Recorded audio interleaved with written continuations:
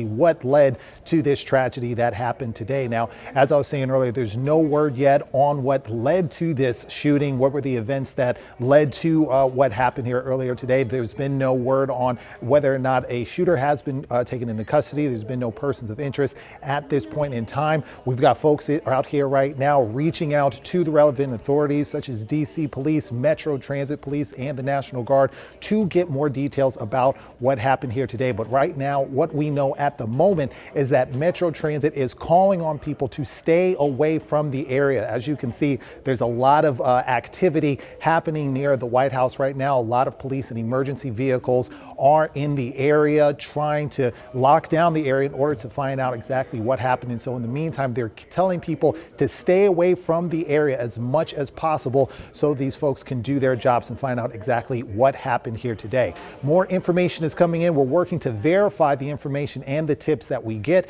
And as soon as we get some information, we'll make sure to let you know as soon as possible, Annie. Lionel, thank you.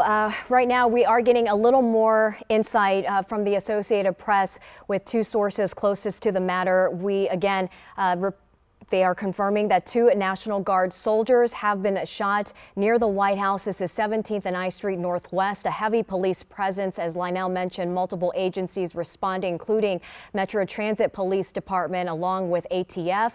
We also know that D.C. Fire and EMS crews are on the scene. Again, 2 National Guard soldiers shot near the White House this afternoon, and their condition is not known. We have absolutely no information right now as far as a suspect or what led up to this matter. Emergency vehicles responding to the area there, a heavy police presence and response. You can imagine that entire area is shut down right now.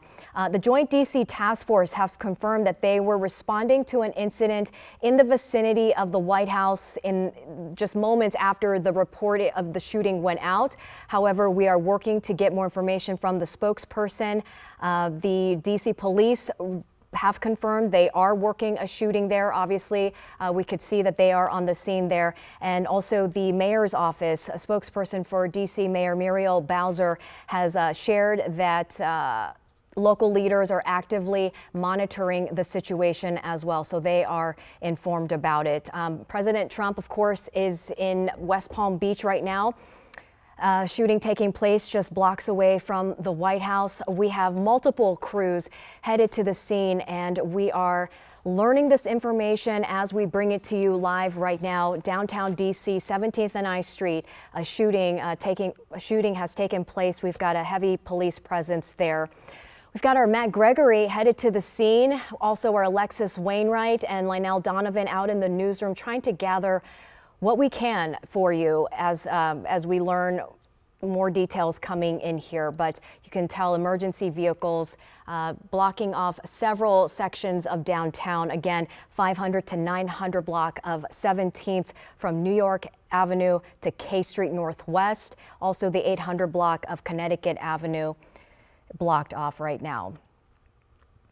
We also see a tweet here on X from Metro Transit Police confirming they are on the scene at Farragut West investigating this reported shooting outside the station. Customers asked to avoid the area. Of course, we're reaching out to them as well. So we are trying to gather the information for you. But if you are just joining us just after 3 o'clock right now, this happened about an hour ago. Downtown D.C. report of a shooting near 17th and I Street Northwest. We understand possibly 2 National Guardsmen have been shot in D.C. Their condition is not known, and we have multiple crews responding to the scene. I don't know if we want to go back out to Lionel Donovan or if Matt Gregory has called in at this point, but this is everything we know right now. About an hour ago, we received word of a shooting downtown near the area of 17th and I Street Northwest, and it's a very busy area, as you can imagine, right now during the workday. We also have visitors from out of town just a day before Thanksgiving and just blocks away from the White House. We do know the president is out of town. He is in Florida right now, and the mayor's office has also been informed of this incident.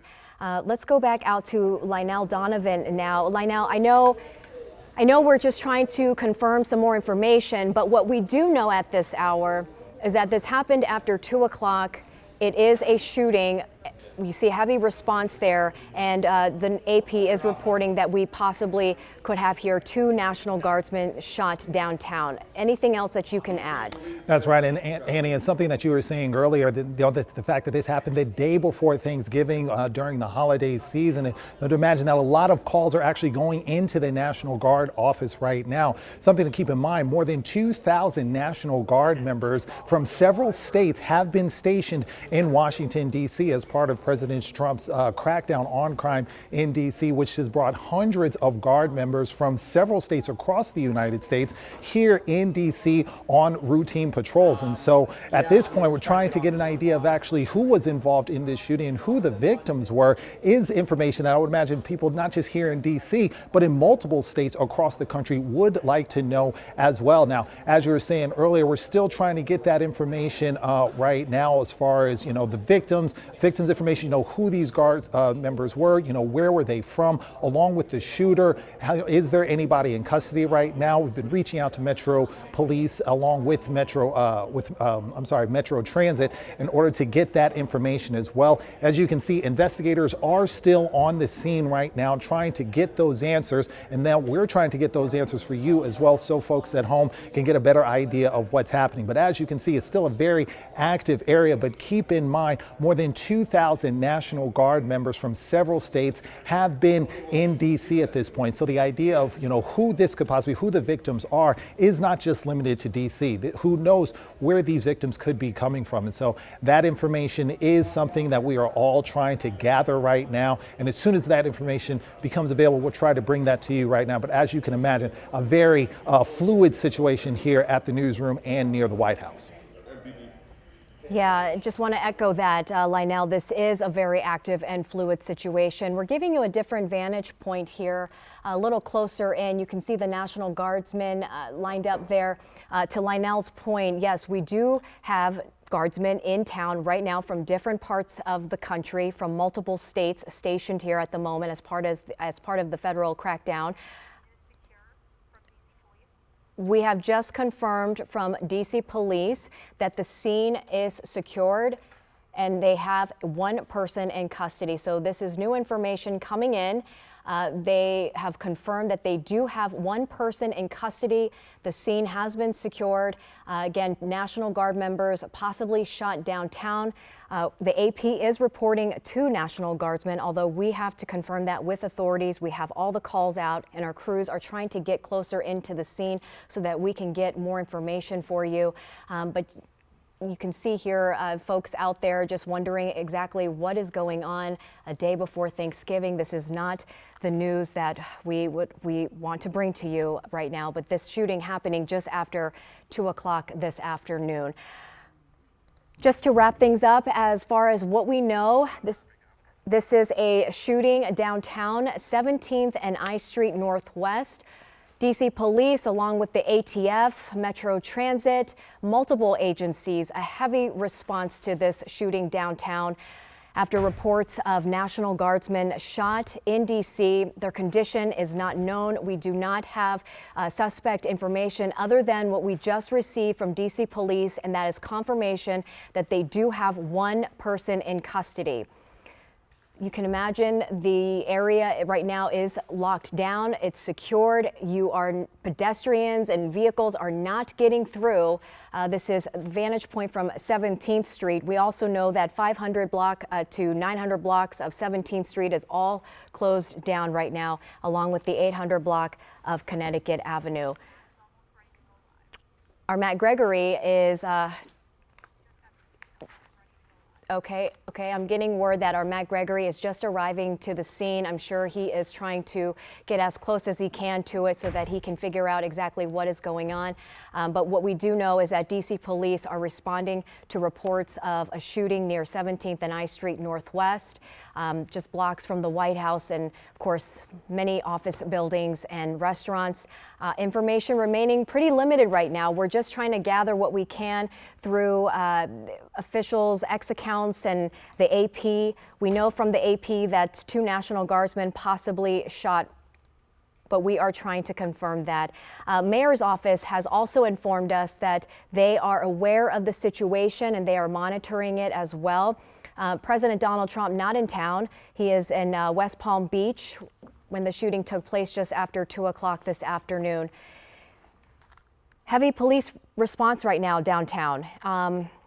Okay, so Tom, do we want to go back out to Lionel in the newsroom if we have any more information?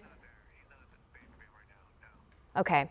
So if you are just joining us, we are trying to get more information after we got word of a shooting downtown. 2 National Guard soldiers possibly shot near the White House, and we do not know what condition they are in, but D.C. police have just confirmed to us within minutes that they do have 1 person in custody and the scene is secured. So you are not going to get through this, whether you're walking or, of course, driving through this area, of course, a busy time of day.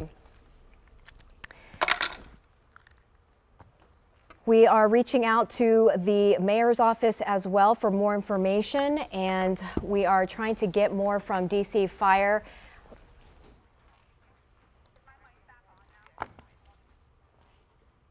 And also the National Guard. We are trying to reach out to the National Guard as well for more information. The circumstances of this shooting are not immediately clear at this point.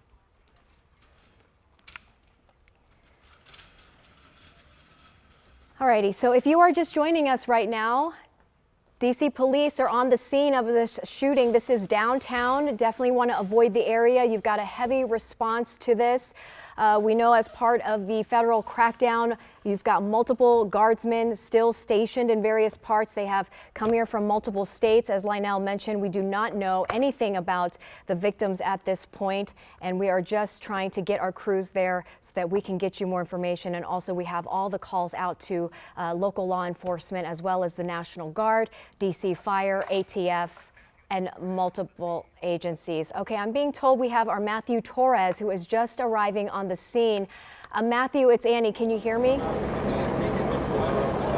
Hey, Annie, I can hear you. Yeah, so we are here live at 17th and I, not far from the Farragut West Metro and obviously not far from the White House, where the scene behind me remains to be active. We have different law enforcement agencies here, obviously MPD as well. And so no doubt this has been an ongoing scene, one that a lot of people have now started flocking to here to take a look for themselves as far as what is happening here just behind me. You can see there's obviously been a crowd of the National Guardsmen here. Last we checked is that 2 National Guardsmen were shot, but we're also hearing from witnesses that a 3rd person may have also been shot, potentially an innocent bystander. Obviously that is something that we are trying to work and confirm with police right now, but 2 guardsmen being sent to the hospital as a result of the shooting. If there's really any good news is that 1 suspect has now been taken into custody according to DC police. But I'm going to step aside here to show you still the amount of law enforcement. Earlier we saw people with tactical gear making their way out here to the scene. Additional fire truck also made its way here to the scene. So really, even all the way up from Tenleytown area, we saw law enforcement already rushing their way here to the scene. Just on the other side, near that metro stop, we see even more investigators down there as well. Secret Service also here, obviously with the proximity to the White House, that's raising some alarms, raising some safety concerns. So far, we're just seeing these few guardsmen here. They've been by this corner for several minutes now, potentially just within the last hour.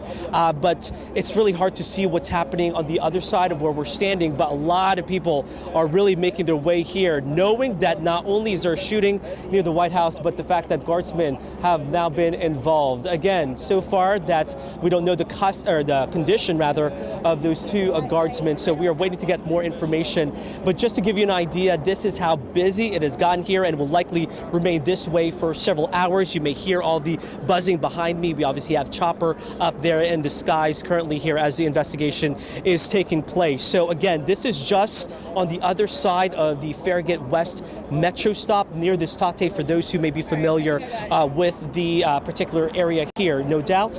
But it's really hard to tell what is taking place on the other side as far as the investigation. Obviously some evidence markers being laid down there, but hopefully we can get a different vantage vantage point, just what is taking place on this other side, since what we are being told from witnesses is that is exactly where that shooting took place. Again, 2 National Guardsmen now in the hospital. Annie, we'll send things back over to you. Thanks. Matthew, you mentioned witnesses. Were you able to speak to anyone who saw this happen or the aftermath of the shooting? You know, this is one really good way of putting it as far as how heightened everyone's feelings are at this moment. As I was walking down to where I'm standing now, just a block away, you heard a security guard for one of the businesses around here saying, "Why is this happening of all the times just before Thanksgiving?" Obviously, this is alarming to a lot of people. I did speak to one witness. She didn't really want to go on camera. She did say she saw the 2 guardsmen on the ground at that moment, and she did see that third person also being taken away by ambulance. And according to this witness, she's describing that third person as an innocent bystander. Not sure exactly where she worked, but she says that she was rushed into the bank nearby and asked to hunker down, as obviously a lot of issues were happening. They didn't know what was going on. So to be on the safe side, they just stuck inside the bank and waited till they are able to eventually be able to leave. And that's at some point when I met her. She took a video of the other side of the scene, just the amount of law enforcement making their way down. But you can tell that she's startled, obviously a little bit uneasy, knowing that she saw those 2 guardsmen on the ground after they were shot. Annie.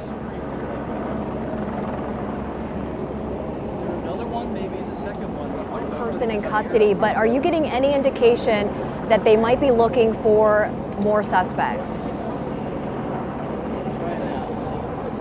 At this point, we don't know, but it wouldn't be a surprise if they are looking for another person. Was this targeted? Was this random? That's obviously one of the biggest questions. But certainly with this type of shooting and certainly this type of investigation, they wouldn't rule out if they're looking for potentially a second suspect, knowing full well guardsmen were involved and knowing how close we were to the White House. So we don't know exactly if they're looking for a second suspect, but it wouldn't be surprised if they're looking for potentially other people who may be involved. And Matt, I know we're getting word of the closures, and I can imagine this is a fairly large closure. It's closed off to pedestrians as well as vehicle traffic. But are you able to see exactly how large this scene is? Like, give us a sense of how large this vicinity is. Yeah, no doubt. Let me step aside here once again, just to give you an idea. So this is 17th and I. Across the way is 17th and H. We were able to find parking for myself, maybe around Connecticut and K, and that is about a couple of blocks away. But we could already tell that more police were heading out to the scene. So at least would say 2 blocks from the heart of this scene. The road currently is blocked off. And I wouldn't be surprised if they continue to expand that depending on how this investigation is going. Annie? Okay, Matthew Torres, thank you. Matt, I also want to let you know that we have just confirmed what you heard from witnesses there. 2 guardsmen shots taken to the hospital. We understand they are in critical condition. And also that we got word that the suspect has been was shot and in custody. Okay, so Matt, I understand Matt Gregory is nearby. If we could get Matthew Gregory into the shot here with you, maybe he has some information that he could relay. Yeah, so obviously, Annie, with how fluid the situation is going, we have several of our crews currently here out of the scene, and I know my colleague Matt Gregory just really getting here to the scene. Are you learning any more information? What are you learning, Matt? So I've been going around talking to people, trying to figure out, what they heard, what they saw, and a lot of folks, obviously where we are is so far back from the actual scene that, most people heard it first. So there's one gentleman I talked to, and I want to play this for you right now, who he said he was just visiting Washington, D.C. today or this week, and on his way around, he heard several gunshots. He counted 5, but listen to him and kind of the scene he describes about what happened right around 2:30 or so today. Take a listen. Okay, so I know we are working to get that sound in, but if you can recap what he told you. So basically what he was telling me was, he's like, listen, I was just walking around by the White House. I came up this way. He was over at the corner, so at 17th and Connecticut, and he said he heard 5 gunshots go off. He said 2 just caught his attention. He also said he's from Georgia, so he's familiar with what a gunshot sounds like, is the way he termed it. And he said, as I was talking to him, I said, well, what did you see? He said, I saw people scattering, and he saw a lot of police and guardsmen focused around a bank just around this way. Now, obviously, there's nothing confirmed about that. If someone was in the bank, what was happening, it could have been just securing it, but that's where he saw the focus of sort of the police investigation. And then he also said that at the same time, he was watching everyone kind of run in this direction, run away. I was like, are we talking about suspects? Are we talking about witnesses? He thought it was witnesses, people who saw things. So pretty much he said he watched them run across Farragut Park or Farragut Square here and just keep going. Then I was just over here speaking with another woman who was on her way back from lunch, and she said she was in an Uber, heard the gunshots right around 17th and H is what she was saying, which is where we've been told that's kind of the focus of the investigation. She said that she heard the gunshots. She ended up, her Uber driver was told by guardsmen who ran out in the street, had them turn around. She said she couldn't see exactly what was happening, but she saw people running. Obviously, since then, this area has really morphed into an area by which we have several different, federal police as well as local police here. I mean, this is Washington, D.C. in action, all these different organizations and jurisdictions all converging on one place, and that's why we're so far back right now from the scene, and so is she, right within minutes or moments of it happening. So far back, but clearly there's been a rippling effect to what's been happening here. I'm curious to know if they ever talk to you. D.C. has been in the forefront when it comes to the conversation about safety and crime across the country, of course, with the current administration. Did that at all come up with people's just ideas as soon as they learned there was a shooting near the White House? Well, so he was a tourist, and we asked about it. He said, it didn't make me think of anything. I guess it didn't bother him too much from his perspective, and we'll hear that later when that sound gets going. But the woman I spoke to, she's from Northwest D.C. She said she works downtown. She's at a federal building, and she was saying this is just more evidence in her mind of some of the ongoing issues with D.C. And she went off on a tangent talking about some of the, thefts and burglaries and whatnot, not necessarily focusing on fatal shootings or shootings in any case, but she said for her, this just kind of solidifies more in her head that D.C., as she put it, is not a safe city. And obviously we'll play that sound. That's not any sort of conjecture we're engaging in, but it was on her mind as a witness who heard these things happen. And no matter where you're from, if you hear gunshots, it is quite a jarring experience, and that was kind of what she communicated to me. And let alone knowing that this is happening the day before Thanksgiving, when there's always this type of issue happening around a holiday, it obviously heightens and elevates that concern. Yeah, I think that for him, he's here visiting, the man we spoke to, and he's visiting from Georgia, Albany, Georgia, he said, and he's here to see his son. His son, actually, he told me, works at the White House, so this is supposed to be a holiday week for him. A very excited time. He's come to the nation's capital, and this is what he sees on his walk today. He said he was going to a store and never made it to the store because this just and you could tell as I was talking to him, there's a bit of shock. Even if he didn't see it with his own eyes, the hearing, the watching people kind of scatter, all of these things have a psychological effect on folks, and it was present in his face that I could see. It's interesting you mentioned how there was a lot of focus with that bank, because I did speak to a witness who says that they had to hide in a bank.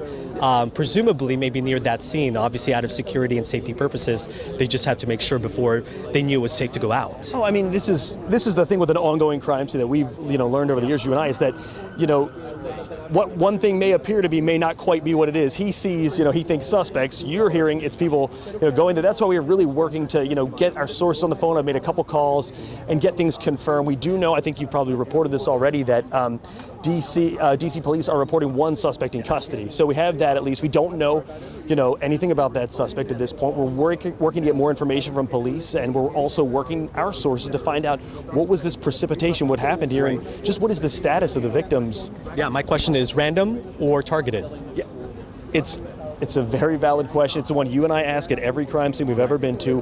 What is the extent of sort of safety to residents? How much of this is targeted and how much of this is random? The woman also told me, I forgot to mention this, she said she saw a bunch of children scattering. Now, I don't know, she said they looked young, and she didn't insinuate they were part of any of this, but she just felt like they were witnesses, maybe high school, middle school kids, forced to see something that, you know, they can never unsee. And she kept talking about the psychological damage that will do to people, and I'd have to agree, yeah. Yeah, and actually good timing right now, because I understand that the interview that you just did with that gentleman from Georgia is ready, so let's go ahead and play that.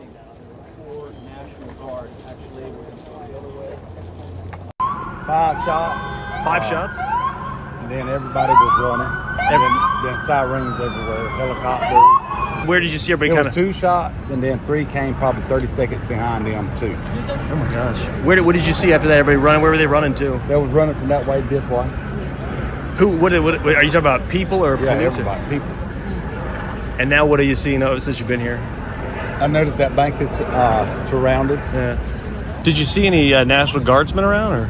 No, I have not. I didn't even know that was the case until he told me about it.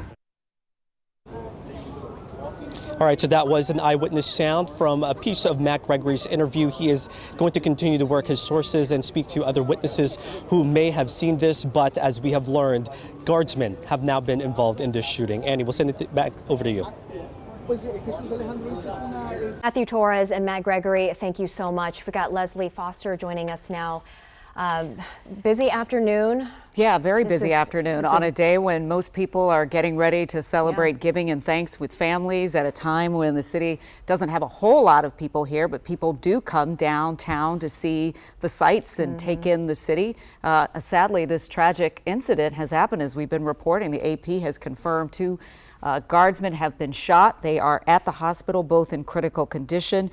We're also told that suspect was shot. We also are looking at a tweet from CBS correspondent Scott McFarland, who says that the suspect allegedly who opened fire has been injured and has also been transferred to an area hospital. That is something that law enforcement officials have told him. It's interesting that we're having this conversation now because of the fact that, you know, obviously we know that since August, when President Trump declared this crime emergency in the city, and there was this federal surge, and we had the National Guard, and we had ICE. We had a number of troops here. But of course, not long, like maybe a week ago, a federal judge ruled that all of that was unconstitutional, right? That none of them were supposed to be here. And there was this 21-day stay, right, for the government to appeal this whole thing, right? So at this point, it's not clear how many federal guardsmen are still here in the city. Right. We know there haven't been these huge migrations of guardsmen coming into the city like they were early in August. And obviously there has been a bit of tension, right, with community members and guards members. I'm not sure, obviously, what led up to this. Right, we don't know the motive. We certainly don't know what the motive is. But we've also done some stories, Annie, about people in parts of our community who have welcomed the National Guardsmen. They have come to their community meetings. They have helped them with their gardening. They have helped to clean up parts of the city. So while this has been controversial, as we've been talking about this since the summer and what happens going forward, this, of course, is the worst case scenario here, where we're hearing now that 2 National Guardsmen have been shot, happening again near the White House, not far from the Farragut West Metro Station, where a lot. I'm sorry, go ahead. Well, I was going to say we also have possibly 1 innocent bystander shot as well. Right. And we're still waiting to find out more about the condition of that person. Certainly not something that we anticipate the day before Thanksgiving here, as families are really thinking about getting together and giving thanks. Now we've got at least 3 families who are wondering about the well-being of their loved ones, at least 2 of them here in service to both the nation and to our city. And so we've been talking about this since about, what, 2 o'clock? Just after when this 2. happened, about 2 o'clock. 1 suspect in custody. The scene is secure, and that's important, I think, for police to share with the community so that people have some understanding about their greater safety as well. And so I think it was important for them to say that, and to say that to the community, to let them know, let all of us know, that this scene, the scene around this shooting, is now secure. We're looking at what we can see right now from our vantage point downtown, where we've been covering, again, the tragic news that 2 National Guardsmen have been shot, both in critical condition, according to the AP. But we are still awaiting additional information about what led up to this shooting. Was there some sort of fight? Was there some sort of additional threat? these are answers that we don't have just yet. That's right. And in addition to the 2 guardsmen, Matthew Torres also letting us know that 1 innocent bystander possibly shot as well, condition unknown. We have a tweet here from Kristi Noem, Homeland Security Secretary Kristi Noem, verifying that the local police has 1 suspect in custody. She shares this message here again on her X account. Please join me in praying for the 2 National Guardsmen who were just shot moments ago in Washington, D.C. You've got Homeland Security working with local law enforcement to gather more information. We mentioned early on that we had a lot of calls out to not only D.C. Police, D.C. Fire and EMS, but along with ATF and Metro Transit and other government agencies or law enforcement agencies, because this is a multi-agency response. Blocks of downtown right now is secured and locked down. You will not be able to get through, obviously. But just to confirm here, 2 members of the National Guard shot near the White House, just blocks from the White House this Wednesday afternoon after 2 o'clock. We know that President Trump is not in town. He is not in D.C. He's down in Florida. But we are hearing a statement from the president. I'm going to read it for you. He put out on his Truth Social account. He says the animal that shot the 2 National Guardsmen, with both being critically wounded. I'm reading these words directly from the president. And now in 2 separate hospitals, is also severely wounded. But regardless, he says, we'll pay a very steep price. God bless our great National Guard and all of our military and law enforcement. He goes on to say these are truly great people. I, as the President of the United States and everyone associated with the office of the presidency, am with you. This is just coming in from the president. He shared this at about 3:23 p.m. So the president obviously aware about what's going on. We're also hearing there is also a ground stop at Reagan National Airport as well. We will work to get some additional information. Not sure if that is tied to this particular investigation or if it is volume or what it may be, right, given the fact that we've talked about ground stops for some time now. And we do not know if that ground stop at Reagan National is tied to this incident at the moment. Correct. Okay, so just to bring you up to speed here, if you're just joining us at 3:30 this Wednesday afternoon, day before Thanksgiving, just after 2 o'clock, we received word that D.C. police were on the scene of a shooting downtown at 17th and I Streets Northwest. And we have now confirmed that 2 National Guardsmen have been shot, taken to the hospital. We understand they are in critical condition. Meanwhile, D.C. police do have a suspect in custody. We also know that the suspect is injured. To what extent, that is unclear. And our Matthew Torres on the scene right now, speaking with witnesses, along with our Matt Gregory, speaking with multiple witnesses, really a lot of out-of-towners, because, you know, they're here for, I'm sure, the holiday break here, visiting families, and some witnesses saying that they heard up to a handful of gunshots, 5 gunshot rounds. So, all right, we're going to go to Rafael Sanchez Cruz, who is among our colleagues covering this tonight. Rafa, tell us where you are, what you're seeing, and what you've heard. Yeah, Annie, let's put things into perspective. So you mentioned that shooting 17th and I, we're at 15th and I, so a couple blocks down, but you can just see the magnitude of this scene. So a lot of blocks are closed off right now. This is completely huge, but I want to put things into perspective. So this is the point where actually we're seeing police officers actually rushing through and heading towards that scene. So far we've seen a group of National Guard troops go through. We've also heard from members of the DC U.S. Attorney's Office trying to get to the destination, and actually people from DC's public safety team are also heading that way just in the last couple minutes. You can see cop cars are slowly coming in through this area. This is one of the main points that they're going through to kind of assess the situation. I have been in communication with city officials. They're saying they're monitoring this situation closely. Interesting to see some of the staff members from the Deputy Mayor of Public Safety and Justice kind of be part of this investigation and kind of help determine what actually happened here. Now, I will say we're slowly, as information is getting out to people who are walking by the area, they're obviously just stunned and shocked, right, by the situation, especially hearing that 2 people are now injured, 2 soldiers. One woman who was here asking the police officer who is blocking the area, she was really processing. She gasped first and said, "I can't believe this is happening during Thanksgiving. I'm praying for him. I'm praying for his family." We, of course, don't know, the the gender of these two National Guard troops that are involved. But I can tell you, look, usually at this point of an investigation, having covered DC for 10 years now, yes, you do see a large police presence. You don't see this magnitude, and you don't see more people rushing in as hours have already transpired, right? We're hearing right now that we might expect some kind of update now that we have a little bit more information and know that the scene is actually secured now. I will say they're keeping a close eye. Traffic is at a standstill in the downtown area. We were over by the Washington Monument earlier. A lot of tourists kind of just taken aback about what's going on. But definitely traffic is congested. And yet again, look, another police car coming through again. This is at least a dozen that we've seen in just a couple minutes that we've been here. But it's important to note that there are multiple agencies, including the U.S. Attorney's Office, DC's Deputy Mayor for Public Safety and Justice. Her team is heading that way, and a lot of vans of National Guard troops heading in that direction still, as more outlets, news outlets still come, as this is still an ongoing investigation. I know it's a lot. We've been talking a lot. If you have any questions on the desk, please let me know, and I'll be able to kind of bring some context to the scene right here at 15th and I, just a block from the White House. Well, you talk about this huge show of law enforcement, and of course we know because the city has been had this federal surge, there have been a lot of law enforcement sort of cross-pollination for months now.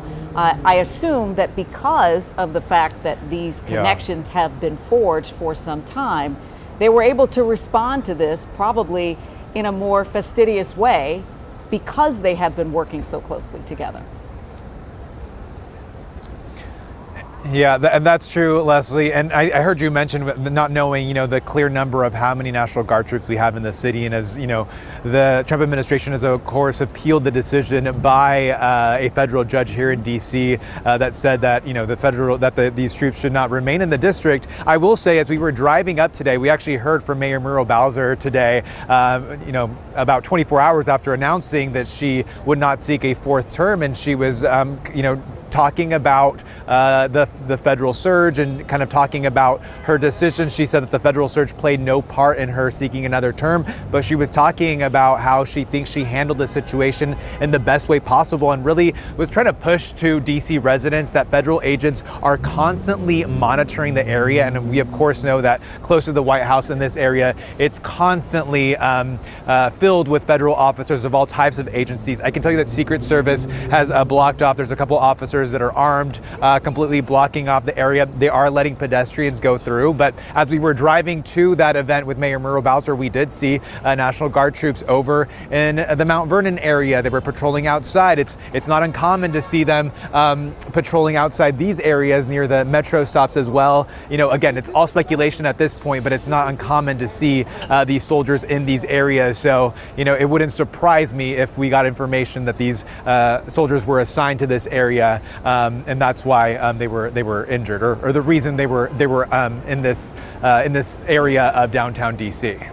Yeah, it is interesting because as you traverse the city now, and this from your vast coverage of it, we went from a point during the summer where we really did see this surge happening all around us to now when you're out, you may see a National Guard or two sort of walking somewhere, but not necessarily in the same number when this first surge of National Guardsmen came into the city and sort of absorbed their presence. And so you could go about your day and not necessarily see them in many parts of the city even now. And I think it's important to note also, Les, that a lot of the conversation that's been happening since the federal surge in DC has been what has been the role of the National Guard in DC. And initially we were told that they would not be doing any policing enforcement here in DC, meaning they would not be arresting people, they would not be detaining people. But then in that lawsuit that was filed by DC's Attorney General, we did see actual cases that were cited where National Guard troops were actually assisting police, whether it be federal and local, to actually detain detain people temporarily as then police arrived on scene, right? And when the Trump administration's attorneys were asked about this, they said yes, they are in fact, kind of cooperating and assisting police if they are. So they are actually putting people in constraints or helping down at the metro station if the situation gets to be violent, and then they call on the law enforcement officers to actually come in. Again, I'm bringing this up because the conversation has been is what is their role? A lot of the attention, I think, because of the visuals of seeing uniformed troops, walking through D.C. was what caught a lot of people's attention. But initially, we were told by D.C. officials and federal officials that they would not be conducting law enforcement policing here in D.C., that they would be assisting in other areas, and as you mentioned earlier, assisting in beautification efforts, as we saw throughout the weeks that they were here as part of the federal surge, and have continued to be here despite the expiration of the president's crisis over the district. As I can tell you, look, little groups are gathering of people just kind of wondering what's going on, and we want to remind our viewers that two members of the National Guard have been shot. They are both hospitalized, and we know that DC police is telling us that a person is in custody, and we still they're telling us that the scene is secure. So if you have anybody at home who works in this area, please, feel a little bit of that comfort. I know there is some difficulties getting out of the area, seeing a lot of people, that were on the phone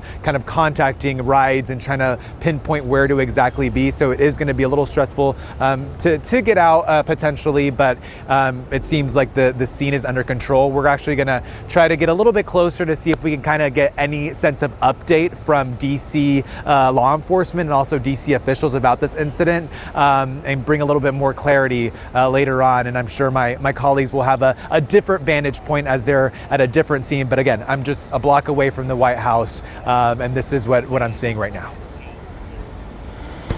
Into sharing with people the road closures in the area, right? You talk about how you are a good couple blocks away and how people are really trying to figure out how they're going to get to their home, their location to leave. We should remind people that the 900 block of 17th Street between New York Avenue and K Street is now closed off, and also the 800 block of Connecticut Avenue from H to I.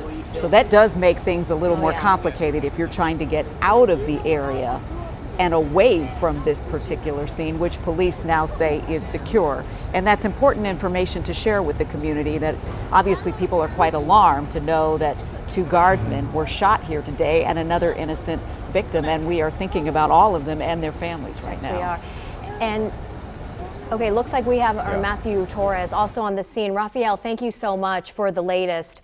Matthew Torres, if you're there, can you hear us? Yeah, I can hear you. Hey guys, so we are here at 17th and K now. We were on the other side of the park here, but we are being told that at some point this is going to be the area where law enforcement officials will be updating us regarding this shooting. But where we were initially, we did speak to some witnesses, people who may have seen the guardsmen on the ground, but others who really heard the shooting. And one of them, her name is Stacy. She was taking care of an errand while she was at work. And really, this is what happened. And so I just spoke to her moments ago, and hopefully that's ready. But this is what she had to say.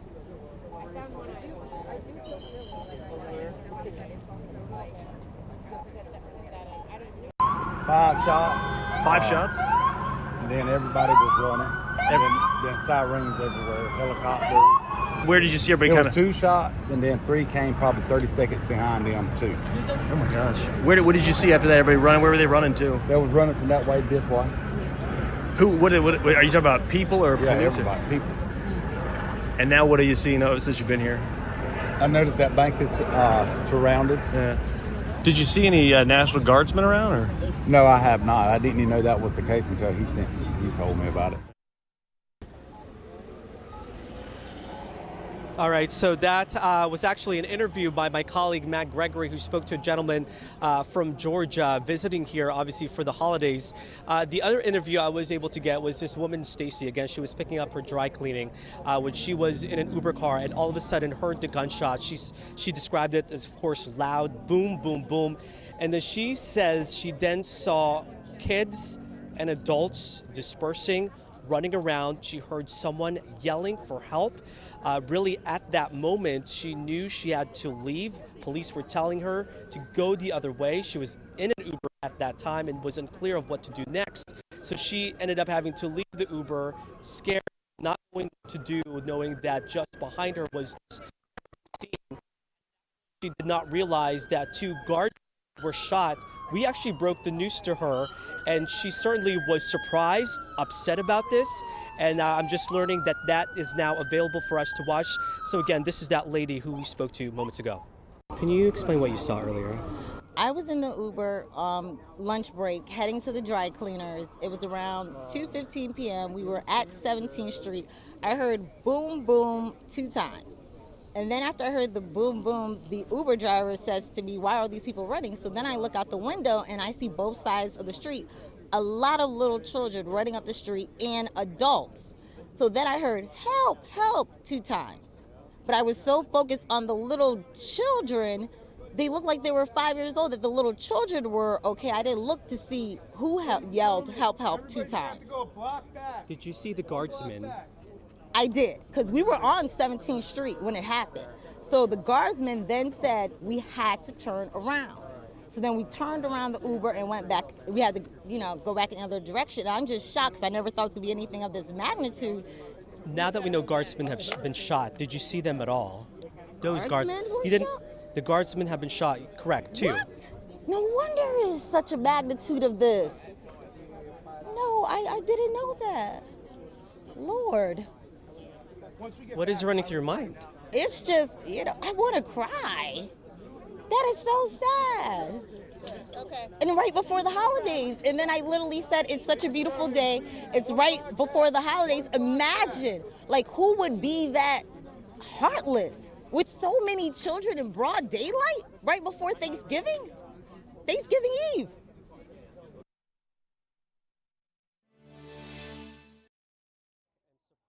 That lady, knowing that this is happening before Thanksgiving, she talked about the magnitude of the response, not only because this involves National Guardsmen, but of course the proximity to the White House as well. So again, we are still waiting to get an update from authorities. We are told here at 17th and K, we are expecting an update sometime soon, although we don't know exactly what time yet, guys. Thanks. I think that what she said, I can echo that sentiment. It is Thanksgiving Eve, and I was thinking how beautiful day it is. It's 70 degrees, it's warm out, it's Thanksgiving Eve. So many people in town to be with their family and friends, and this happens on an afternoon before Thanksgiving. To her point, a brazen crime. And sadly, these were National Guardsmen who were more than likely probably not from our area, Away who are from their families. away from their own families. We were talking about, as the surge has wound down a little bit, there are Okay. I think we just need to reset for just a second, because the Associated Press has just reported that 2 National Guardsmen from West Virginia have died. Two. This is according to the state's governor. Yep. The state's governor of West Virginia. And so now we're talking about 2 National Guardsmen from West Virginia who had come to serve their country, who had come to serve this community. To protect us. Who had come to protect this community, have been, as we understand, gunned down today. Yes. Shot down today, the day before Thanksgiving. And, we were talking about how many National Guard members are still here. The number is 2,188 that remain in the city, who are still here doing any number of things. What we don't know at this point, Annie, and what you've talked about before, just as our coverage was beginning, is we're not exactly sure what these National Guardsmen were doing before they were shot. What were they assigned to do? Right. Were they supposed to be specifically in that area? Were they headed somewhere?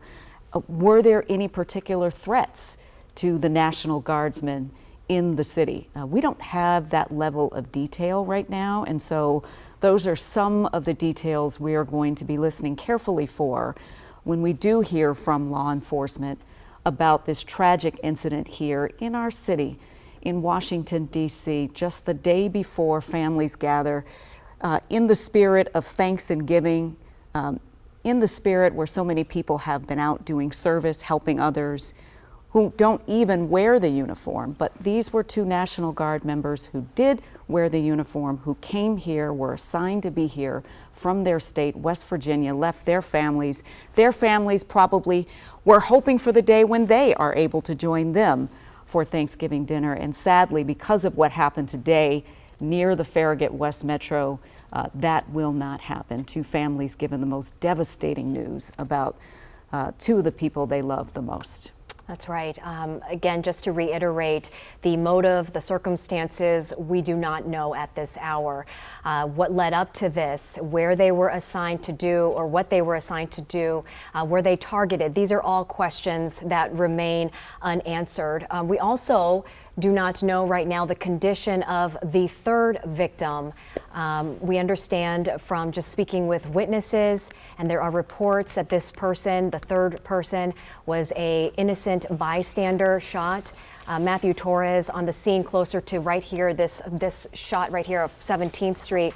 He mentioned the evidence markers and the number of evidence markers just scattered across the roadway there. But just to confirm right now, just before 4 o'clock, the Virginia National Guardsmen shot earlier today from West Virginia, both of them. And this is news coming from the governor. So we are able to confirm that. And this is certainly not the news that we were hoping for. We knew that they were in pretty serious condition. We were told critical condition, and they were taken to the hospital immediately. But we are now receiving word about an hour and a half after this shooting has taken place that the guardsmen, both of them from West Virginia, have passed away due to their injuries. Yeah, we're looking at a statement from the governor there, Patrick Morrisey, and he goes on to say these brave West Virginians lost their lives in service of their country. We are in ongoing contact with federal officials, and they say the entire state grieves with their families, as all of us do, their loved ones, and the Guard community. West Virginia will never forget their service or their sacrifice, and we will demand full accountability for this horrific act. If you are just joining us, we are having the kind of conversation that we had not hoped to have here the day before Thanksgiving. 2 National Guardsmen from West Virginia were gunned down today in our city. They were killed today this afternoon. We do not know the circumstances leading up to the violence against them and whether they were targeted. We know that according to the AP, that the suspect involved was taken to the hospital, and we do not know the extent of that person's injuries. But of course, we have heard from the president today, who believes that whoever this person is should certainly be sanctioned to the highest levels of the law. We've also heard from the governor of West Virginia, who talked about Patrick how Morrisey. the state mourns for the families that are impacted by the loss of these 2 National Guardsmen. And we here in Washington, D.C. mourn them as well.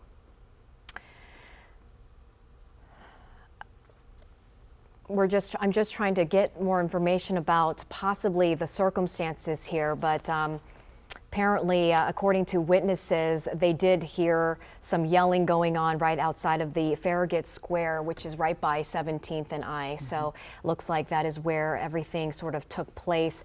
Witnesses still on the scene talking to our reporters, but you know, to your point, this is certainly not what we want to be talking about the day before Thanksgiving.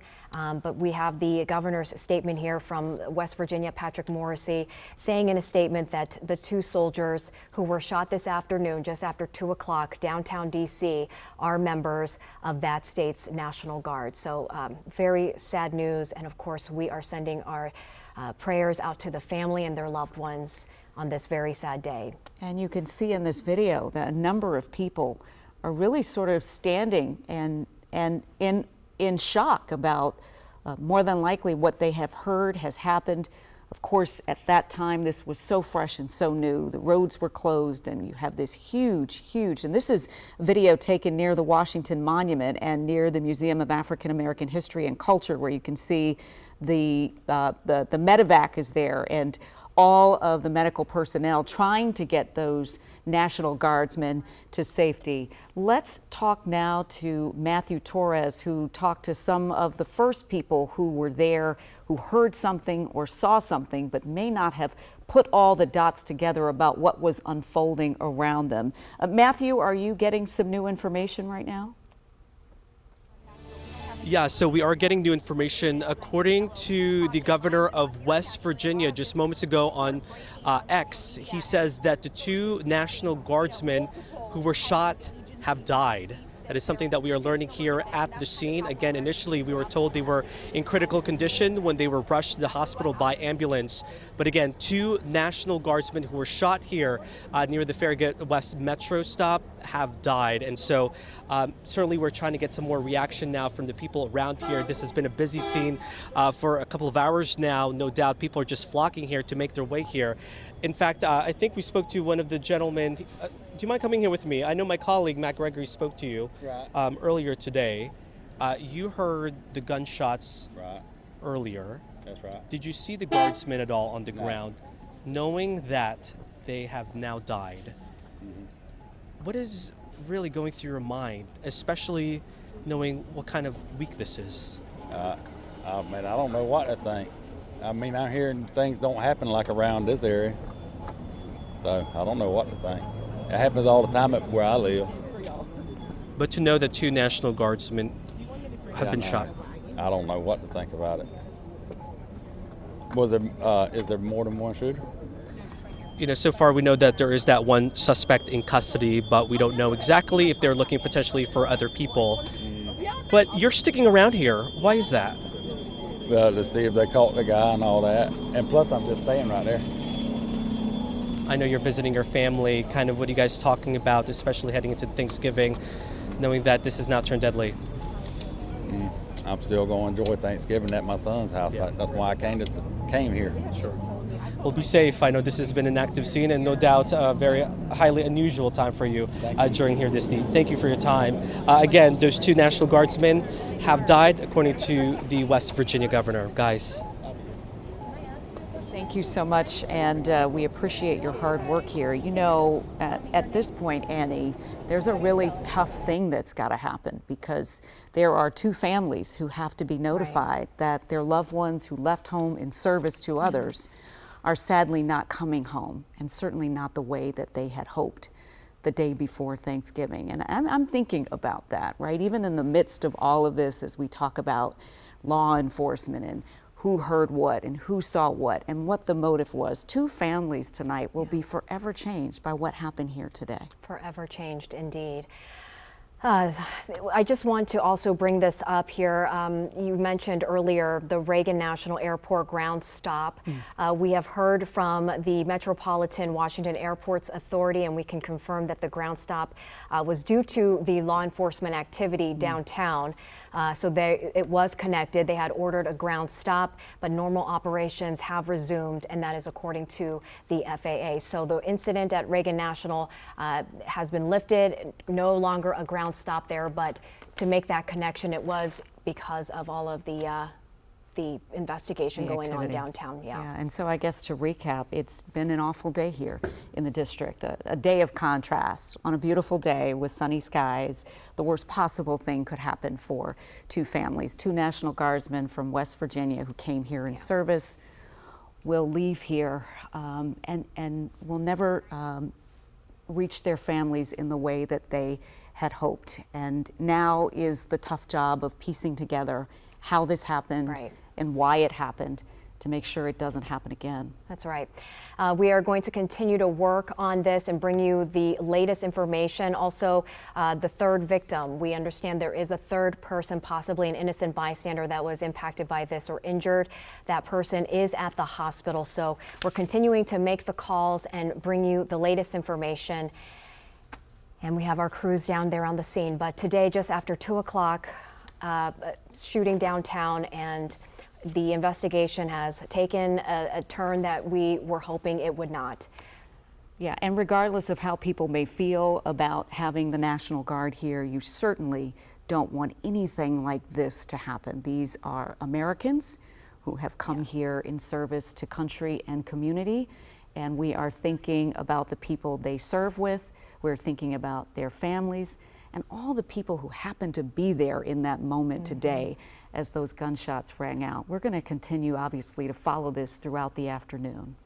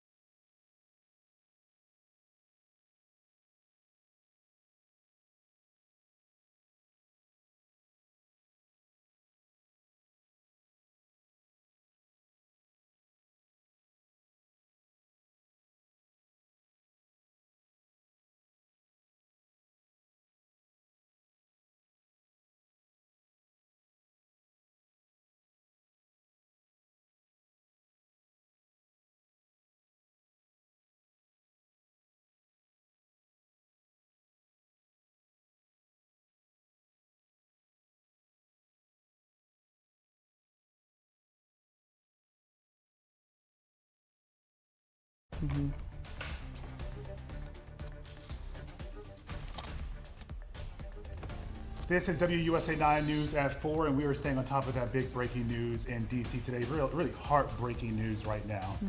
It is 2 National Guard members from West Virginia have been shot and they have been killed.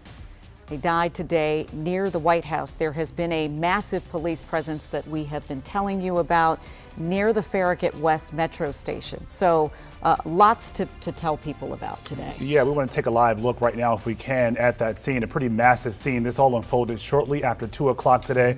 Again, just incredibly heartbreaking news. We know the National Guard has had a presence in D.C. for more than 3 months now, yes, since August. Yeah, that federal surge began. There have been a lot of back and forth about the role that the Guard is playing in D.C., how long they're going to be in D.C. Initially, some of those Guard members were supposed to leave this week. That's right. Leading up to Thanksgiving. But we know that the Trump administration appealed a court order to get them to stay here. And they have 21 days exactly to do that appeal. And so it sounds like the number of National Guardsmen will remain at the level that they have been until that changes. Yeah, let's get to our Matt Gregory. He is live right now near that scene to show us what investigators are doing and what they're saying about what unfolded today in our city. Matt. Guys, to kind of reiterate the point that we're driving home, we're starting this newscast with, yes, sadly, 2 National Guardsmen from West Virginia, this is according to police, have died as a result of a shooting that happened here not far from the Farragut West Metro stop. And the suspect we know is in custody, and we're told is at a nearby hospital. But the investigation right on the ground here is going to continue. Now, this is an area that we have seen just flooded with all sorts of different law enforcement. And I want to make this point very clear that part of what we have here, if you could zoom in, Nick, this is my photographer over there, to the corner there, which would be 17th and I, you can see an entire sort of armada of various law enforcement. We do have MPD, which we're told is the lead investigator here, obviously going through any sort of, now that this is a homicide, performing the homicide portion of this investigation. We also have National Guard, which you can kind of see there by the trees there, milling about, thinking, I'm almost sure, about their fallen comrades, the ones who died here today. And further along there, we have also seen ATF, obviously the alcohol, tobacco, firearms, and explosives units are on the scene, going through forensics with folks. We're going to move over a bit more, and you can see the white shirts generally over there. Those are our MPD police captains. Those are our leadership, rather, in MPD. But we're also seeing everyone at the corner of 17th and I talking about where do we go from here? What do these things look like? So as far as the investigation goes, right, because this is near a park, you'll see park police here, right? United States Park Police. You'll see FBI, you'll see ATF and Secret Service as well as on the scene, and of course, National Guardsmen. In fact, I want to show you, if we can move down here just a bit, it might be a little bit, you'll see maybe a line of photographers, but off here at the corner of I right here in Connecticut, you can see 3 National Guardsmen standing there. Not sure if they're West Virginia National Guardsmen, but they are also standing alert to the scene. The scene, by the way, which is over here in this corner off near the Farragut West Metro stop, as we come over this way a bit, the scene itself has kind of moved out further beyond just that area. In fact, we were at one point at Connecticut and we were told to move. So we've all moved further back. My colleague Matt Torres is over in another section with a straight view of kind of this big conversation that's happening now between multiple law enforcement. So what do we know, right, from what we've heard from witnesses? I've been speaking to some here. Most of the folks we talked to did not see this happen. They rather heard it, and it is a jarring thing to hear, right? We've heard from at least one, and I'm wondering, and folks, I'm sorry to do this, but if one of the producers back in the booth, if you can load the sound coming up, we wanted to give you a sense of sort of what people experienced today when they heard this, because I mean, it is a jarring event for people to not only see with their own eyes, but to witness with their ears. Hopefully right here, this is a man from Albany, Georgia, who described to me as soon as I got to the scene, because that's what we're doing. Our feet are on the ground. We're trying to find out what happened. I wanted to know what he heard, and this is what he had to say about this terrible tragedy. 5 shots. 5 shots? And then everybody was running. Then sirens everywhere, helicopters. Where did you see everybody There kind was of? 2 shots, and then 3 came probably 30 seconds behind them, too. Oh my gosh. What did you see after that? Everybody running? Where were they running to? They was running from that way this way. What are you talking about? People or Yeah, police? everybody, people. And now what do you see since you've been here? I noticed that bank is surrounded. Yeah. Did you see any National Guardsmen around? Or? No, I have not. I didn't even know that was the case until he told me about it. So this is sort of, the mildly chaotic scene that he described. When I was talking to my colleague Matthew Torres earlier, he was saying people went for cover inside the bank, which is just across the park over here. So at this point, we were still working through talking to other witnesses, but most of who we spoke with only heard it and saw the chaos that kind of ensued afterwards. As far as the investigation goes, now we know this is a homicide, right? So forensics are going to be going through, looking through every single piece of this scene, where the ballistics would have gone. In fact, there is sort of, as ATF has showed us in the past, they have a bullet recognition system which looks at the trigger pin on firearms. So even though there's a suspect in custody, as we know in America, innocent until proven guilty. So what they will have to do is piece together this scene right here to figure out, is this person they have in custody responsible? That's the number one thing. And then the evidence that supports that. So that's why this is so important. That's why we've been moved back, because they have to secure the scene. You cannot have the scene tampered with, or it will disrupt the investigation. So that's what we're seeing right now at Farragut West. Again, I want to reiterate, as the governor for West Virginia said, 2 West Virginia National Guardsmen shot to death here, not far from the Farragut West Metro stop. A suspect in custody, we're told, is at the hospital.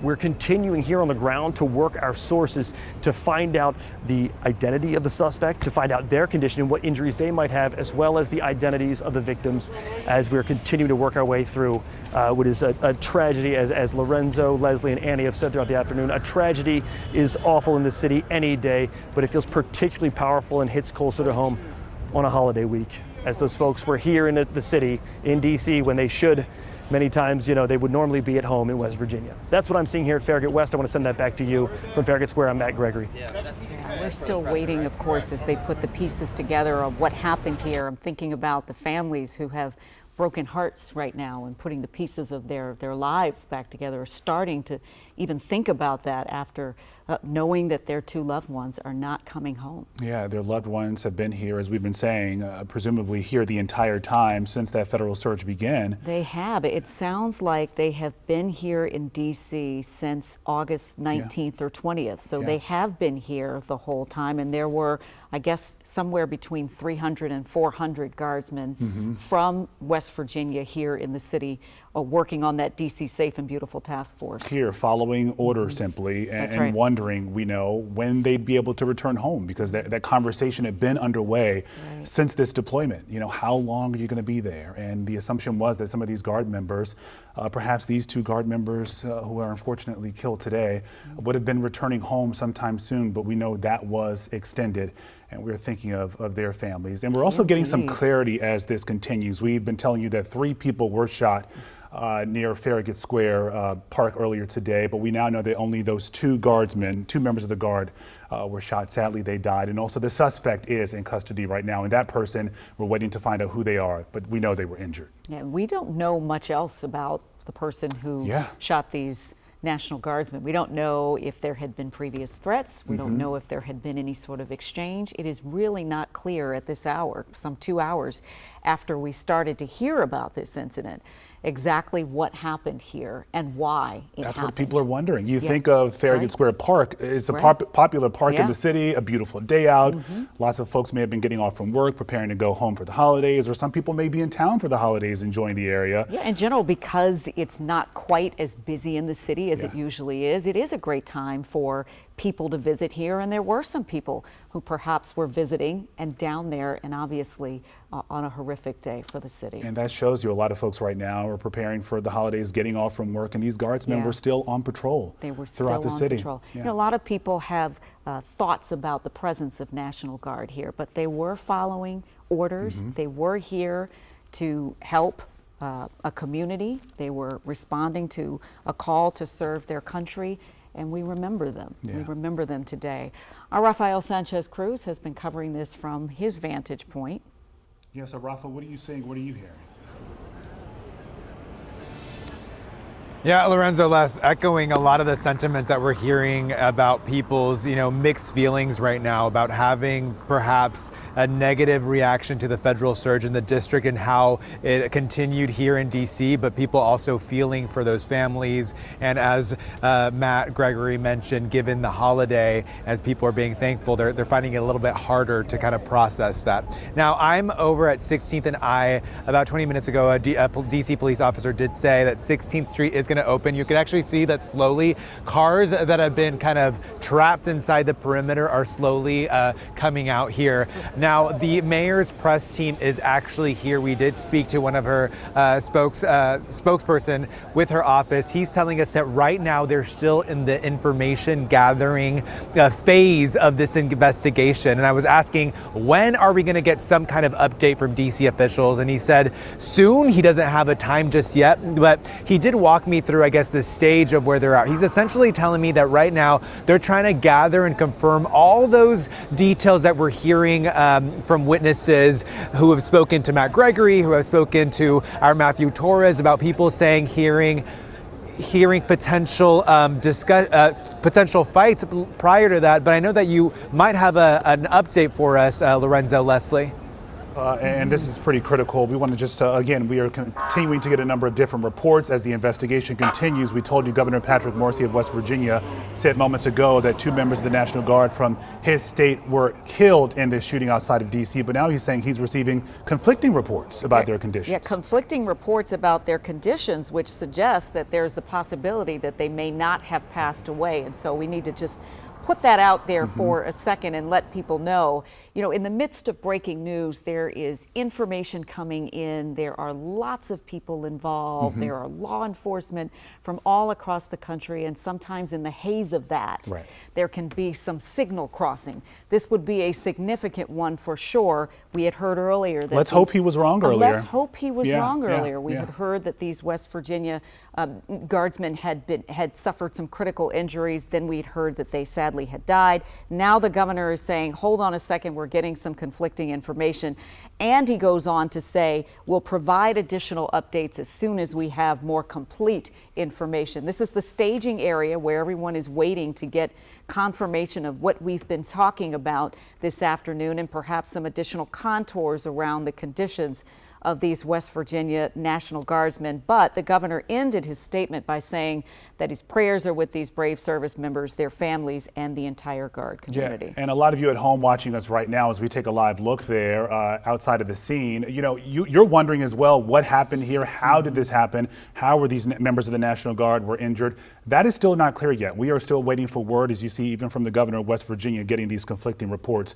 So they want to make sure everything is buttoned up so we have a greater understanding of exactly what happened here. Yeah, but we want to get back to Rafa. Go back out to Rafa. Yeah.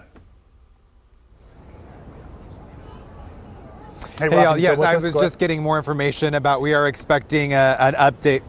I am, yeah. We're just got an update. I'm letting my colleagues know that we're going to get an update coming up soon. The mayor's office just came over and informed us that they're going to give a briefing quickly. And as I was telling you earlier, and it goes perfectly in line with what you were saying, Leslie, that obviously this is breaking news happening, and they're telling me they're in the information gathering stage because they want to confirm all of those accounts that witnesses are telling our Matt Gregory and our Matthew Torres about hearing potential fighting before hearing those shots being fired, how many shots. They are telling me that luckily, look, we are in the downtown area, and as you know, cameras in this area play a key factor to piece together what happened, and they're still waiting to kind of get more information to kind of tell a slight timeline of events before they want to go on camera and give us that update. But as I was mentioning, cameras huge here. I'm actually just standing, again, to my right is the White House, about 2 blocks away, and I can see the CCTV cameras all around this corridor. And as I mentioned earlier, slowly people are starting to leave now, and they're telling us they're going to start opening some of these roadways up in the area. It's actually already open now, but we're still seeing kind of cops zooming by. But they're telling me they're trying to get a clear picture of what transpired. They're trying to confirm all the details that have been given to them by witnesses before they go on camera to avoid any kind of confusion. Again, given the gravity of this issue and given, a situation where we're getting conflicting information, as we heard from the governor of West Virginia right now. So again, I'm right now at 16th and I, busy area where people are still, heading towards the White House right now and perhaps are unaware and just running into the scene with news crews, police crews, federal agencies, guardsmen, just completely blocking the entire area. But as I mentioned, the mayor's office does tell me they're going to provide an update that includes not only federal officials but local officials, that they are just really trying to drive in the message to people that might be concerned for their family members that might be working in this area or might have to commute through this area, just informing people that it is safe, that a person is in custody. They don't believe there to be other threats to the surrounding area. So just kind of give some people some clarity, especially, I know it's hard to contact people, especially when there's so many moving parts, but we do want to really deliver that message for those at home who might be watching and are concerned about their family members. I did get a lot of friends who work in the area telling me that email alerts started blasting to their cell phones, informing them that for no reason they should approach this area. But now we're seeing slowly cars kind of trickle out as they're given the okay by police to kind of leave the area that's blocked off by this yellow tape and part of this active investigation. We're talking about at least 4 blocks that we're seeing right now just on I Street. Of course, we're seeing more with any intersection, any of the crossing roads that are in this area. That's the information that I have right now, and hopefully we'll get more information when officials give us that update. They're saying soon. As we know, when it comes to these kinds of incidents, soon can mean, anywhere between minutes to even more than an hour.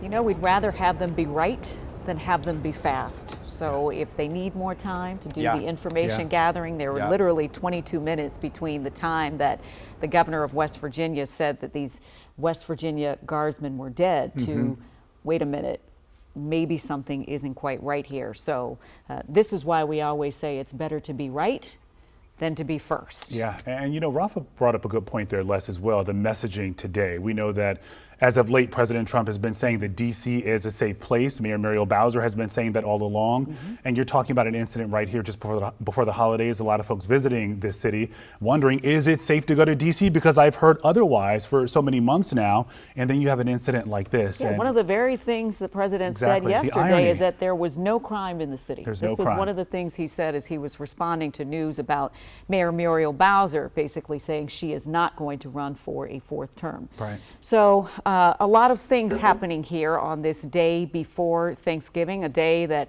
people typically would be headed home to be with families, to give thanks. And 2 family members are getting some awful news about their loved ones. And we're still waiting to find out what exactly that news entails. Yeah, we'll be Yes. standing by for that. In the meantime, let's get to our Matt Gregory, who is not too far away from where this shooting occurred shortly after 2 o'clock today. So Matt, again, we're getting some conflicting information, conflicting reports right now. What can you tell us? What are you hearing? Yeah, listen, this is one of the things we've talked about all the time, Lorenzo and Leslie. I mean, back at work, this is why you go through the proper channels. And this is the difficulty with having, social media so active, is that the governor of West Virginia can send this out as soon as he gets what he believes to be verified information. But now we're finding out it's conflicting in those reports. So that's why we're quite careful. So we're saying at this point that we are getting conflicting reports on the injuries to the 2 guardsmen shot here, not far from the Farragut West Metro stop. We're also hearing that there are injuries, we don't know the extent of those, to the suspect who's in custody and at a nearby hospital. I have a few sources who have been giving me some information on the suspect, but I'm not going to share that until we can get that confirmed, because as you saw with what we just heard from the West Virginia governor, sometimes you really have to make sure the vetting process is quite strong. But again, to give you an idea of how this entire scene is going to develop, right? You heard Rafa talking about it just a bit ago. There's CCTV cameras all over the city, especially right down here in an area that's quite near the White House. And most of downtown is this way. But what you're also seeing is all of the different law enforcement groups, the various jurisdictions, all working together, working in tandem to try to bring this together. So I'm going to step out of the way just to kind of give you an idea. Rafa is quite far away. He's over by the White House. We're a bit further back now, probably about, I would say, based on where we are, about a block away. And over here across Farragut Square, you can see the gathering of various law enforcement. We've seen Homeland Security officials here. We've seen ATF, obviously. We've seen Park Police, because again, we are right near a national park, because this is a national park. And of course, leading, we're told so far, I'm hearing from my sources, leading the investigation is going to be MPD. But again, that can be subject to change based on what they find as they go through the investigation. Now, again, even though a suspect is in custody, it's quite important to remind everyone that this is what the investigation is for, to find out what happened, why it happened, and if this person they have in custody is in fact responsible. To go through just kind of what we know about investigations, especially in this area, they're looking at CCTV, the closed circuit cameras. That's what Rafa was talking about. They're going over bullet casings and ballistics, which means looking at the casings and seeing, because every single individual bullet that's fired has a pin that's hit in the back that is actually almost like a fingerprint for the gun. So it can tell you if that gun is the one used in this shooting, if that gun, if they have it. We don't know, by the way, if that's in, we don't know if that is going to be, if that's been found yet, but they will be able to trace things that way, right? So that's what forensics looks like. You also obviously have people going over the scene and trying to figure out what happened, what led up to it, to try to determine what motive may have happened. But we do know now at this point that this is still an active shooting scene, and we kind of have to claw back and say it's not quite a homicide scene yet. Homicide would be if the 2 guardsmen died, which, as we've heard from Patrick Morrisey, the West Virginia governor, he's not quite sure of either. So that's where we're at in this particular investigation. That's what I want to describe, though, is the scene a bit, right? The scene that we found while we've been here for most of the day is that people have been just, I would say, glued to this crime tape behind me, watching, trying to see. Everyone wants to know, especially the folks we talked to earlier who heard the gunshots, who saw the people screaming and running. I mean, this is something that's jarring any day, any time of the year, but it's particularly seems to hit closer to home because people are in town for Thanksgiving. This is a holiday coming up. The gentleman we talked to said, yeah, he wasn't shocked by gunshots, but it is his holiday weekend. He's here in D.C. spending it with his son.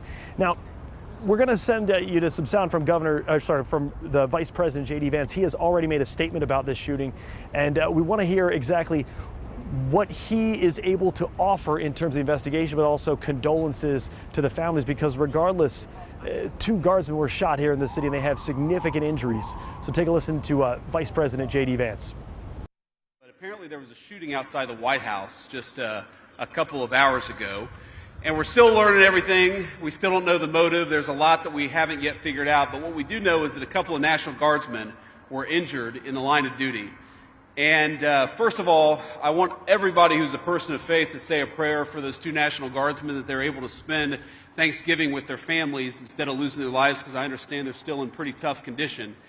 But I think it's a somber reminder that soldiers, whether they're active duty, reserve, or National Guard, our soldiers are the sword and the shield of the United States of America.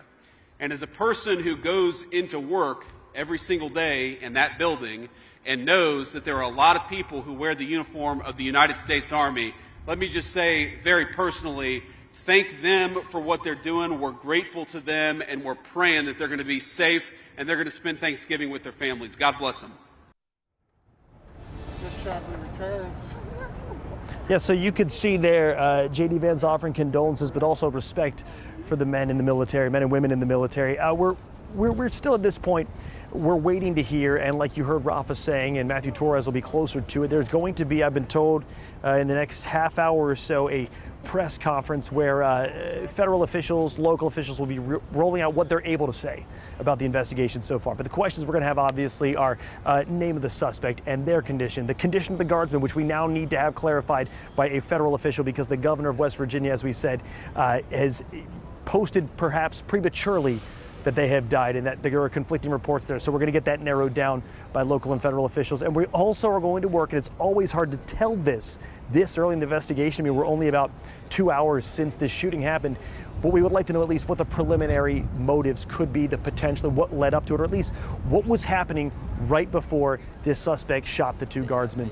These are all questions we're going to work hard to not only get confirmed with local and federal officials, but also we're working with our sources to see what we're able to glean on what may have led up to this. And of course, as we get that, we will be here live, bringing it to you. We'll also be on our website, WUSA9.com, and on our social media platforms, getting the information when we have it verified to you as quickly as possible. But for now, at Farragut Square, Matt Gregory, back to you in the studio. All right, sounds like we'll have a bit more clarity closer to 5 o'clock when we hear from officials about what they know, what they confirm, what they can share. We know that they have cleared the scene in terms of basically saying it is safe now, right? We've secured the scene, there's no threat to the rest of the community, and now we wait to hear what actually transpired today. Yeah, because initially you hear that one suspect has been captured, and they sort of block off this huge swath of downtown D.C. because they're trying to figure out if perhaps others may have been involved, if this is connected to some larger plot. So the fact that they're starting to take down some of that police tape, open up some of these streets, it seems that the one suspect that they do have in custody may be the only person that may have been involved in this as of right now. And you know, as we talk about what may have happened here, because I know a lot of folks at home are trying to piece that together, we think of the work that the National Guard has been doing in this city over the last couple of months. They've been focused on this safe and beautiful, make DC safe and beautiful mission. And a lot of times we get their reports every day talking about what members of the National Guard have done. And it's typically, we may have stopped a fight. We may have put down mulch. We may have helped. We've done some, or, you know, and we've also done stories though, you know, how the National Guard has come to community meetings to talk to the community and find out, how do you want us to engage with you in meaningful ways? And some members of our community welcomed their engagement and their presence. Yeah, because we know that their presence has been a bit jarring, because living in DC, we know what it's been like, and talking about the necessity of having the National Guard here. So you look at what they're doing here, and they've tried to sort of fit in, if you will, try to let you know that they are here to help in any way they can.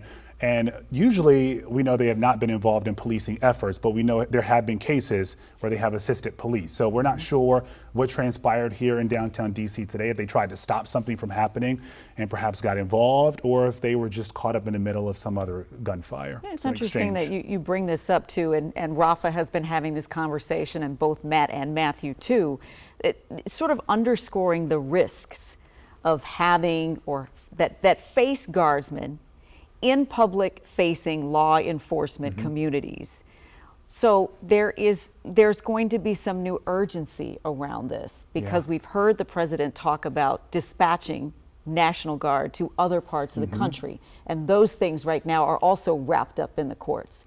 But when you look at what we are learning here about what happened, we certainly know 2 National Guardsmen were shot. This has got to be something that is part of this broader conversation about whether this still makes sense. Right. As we talked about before, we know that there's this legal battle going on right now. The Trump administration appealed that yesterday. Right. So we'll and find out. They've got 21 days. They have 21 days, but they got on it right away without much of an explanation about why or justifying the need for the National Guard here. So this conversation is going to continue. But as you think about the family members right now, you're talking about 2 Guard members. They follow these orders. Typically, they go out to help out after natural disasters. The mission is clear. So when you have 2 members of the Guard shot in this city and the mission all along has been sort of fractured and you're wondering what the purpose is, I'm sure that's tougher to sit with as well. And these are Guardsmen, at least from West Virginia, we know, that have been here from the very beginning. So we're talking about sort of mid-August. And they are still here now. And we're also talking about how many Guardsmen who are still in the city. And it's just about close to 2,200 that are still here, even in the midst of this wind down, so to speak. All right, let's get to our Rafael Sanchez Cruz. Rafa, do you have an update for us? Yeah, Lorenzo, look, Leslie, we're being told again that the update is coming soon, and I wanted to touch base with part of the conversation that you were having and that we were having earlier regarding kind of the role of the National Guard here in D.C. And it's been an ongoing question as tourists are kind of walking towards the White House, which is right to my right-hand side here, and they're wondering, well, why was the National Guard here? You know, given that we have been consumed by this news and for weeks now, it's interesting to see people from other parts of the country that are kind of still unaware of what's going on. And we need to, be clear that they were obviously part of the president's federal surge here in the district that he declared in the nation's capital because of a crime, right? And so a lot of the conversation that was being had regarding whether the National Guard should remain in D.C. or not was the actual, as you mentioned, Zoe, the policing enforcement. Were they actively participating in enforcement and assisting D.C. police and federal agents? We found that to be true based on the cases that were brought up and was confirmed by the attorneys representing the Trump administration saying, yes, they are assisting in what they can. They are not, conducting the arrest, but they are helping in detaining people is what they had argued when that case was up in federal court. But a lot of the debate that was had among DC residents and the pushback that was that they were giving back was primarily about the lack of training that the troops had in actually policing efforts in a city, right? And so that was a lot of the concern that was being brought up to the city council and to Mayor Muriel Bowser, saying, look, we understand that they are here for this period of time. However, are they trained enough to know how to police, right? And that was the biggest concern. A lot of people saying, look, they're not trained in de-escalating situations. And that was one of the concerns. Again, this is all based on kind of bringing things into context before this actually happened. We don't have a clear picture yet of what happened here. We have witness testimonies. We have the mayor's office telling us that essentially they're trying to build that puzzle, right, piece by piece to kind of confirm that what we're hearing from witnesses is in fact true, that they might have heard screaming before the shots were fired, and trying to piece together that video evidence that is in this corridor. Again, CCTV cameras all over DC and have played a huge factor, and we can't kind of deny the fact of the real-time crime center, how that has played to kind of get a picture, a clear picture of what's going on. But that's what we know so far right now. So let me tell you again, 16th and I is back open again. I do want to mention slowly cars still trickling in. The scene has gotten smaller, but I will say that's because DC officials are telling us that they are going to provide some kind of update coming up.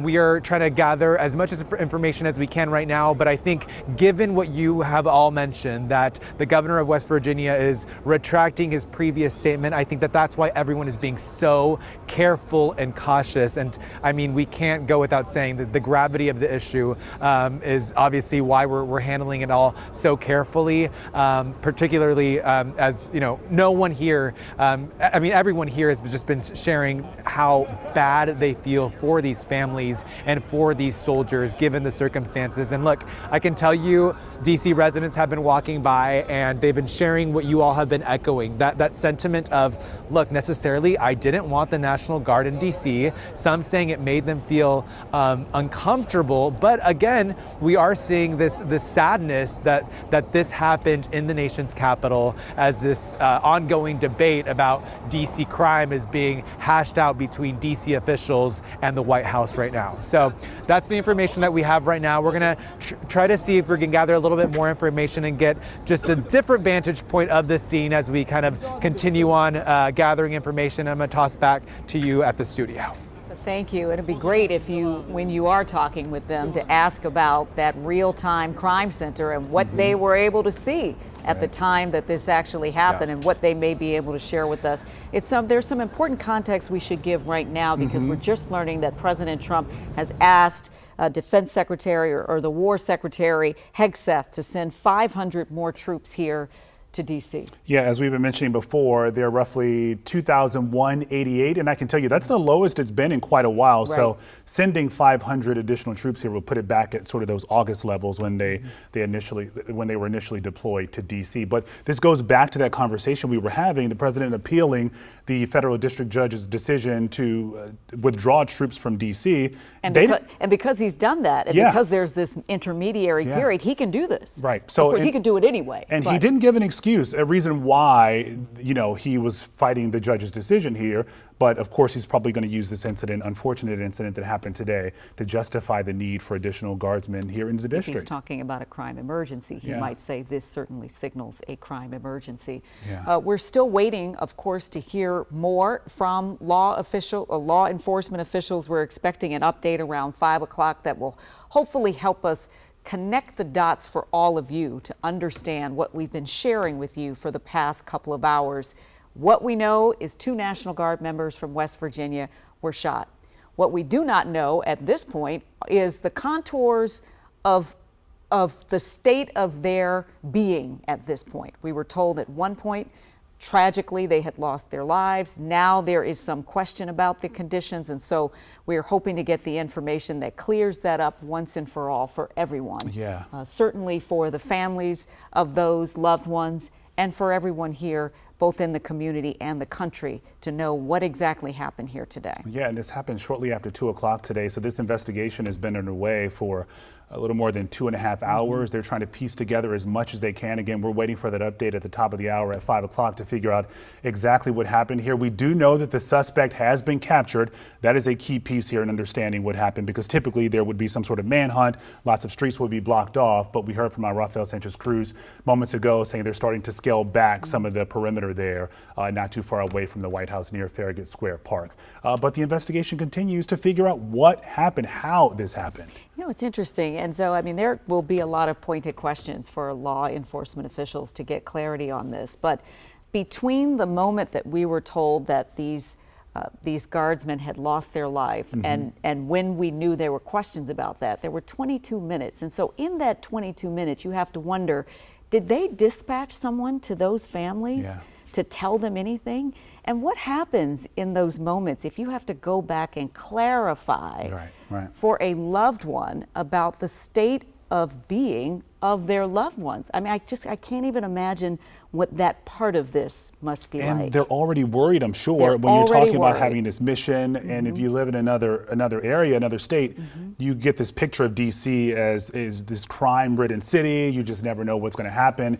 And you have these guardsmen, hundreds of them from other states, patrolling these streets, and then you get news like this. Right, creating a false narrative Right. within a false narrative. Right, Yeah, right. absolutely.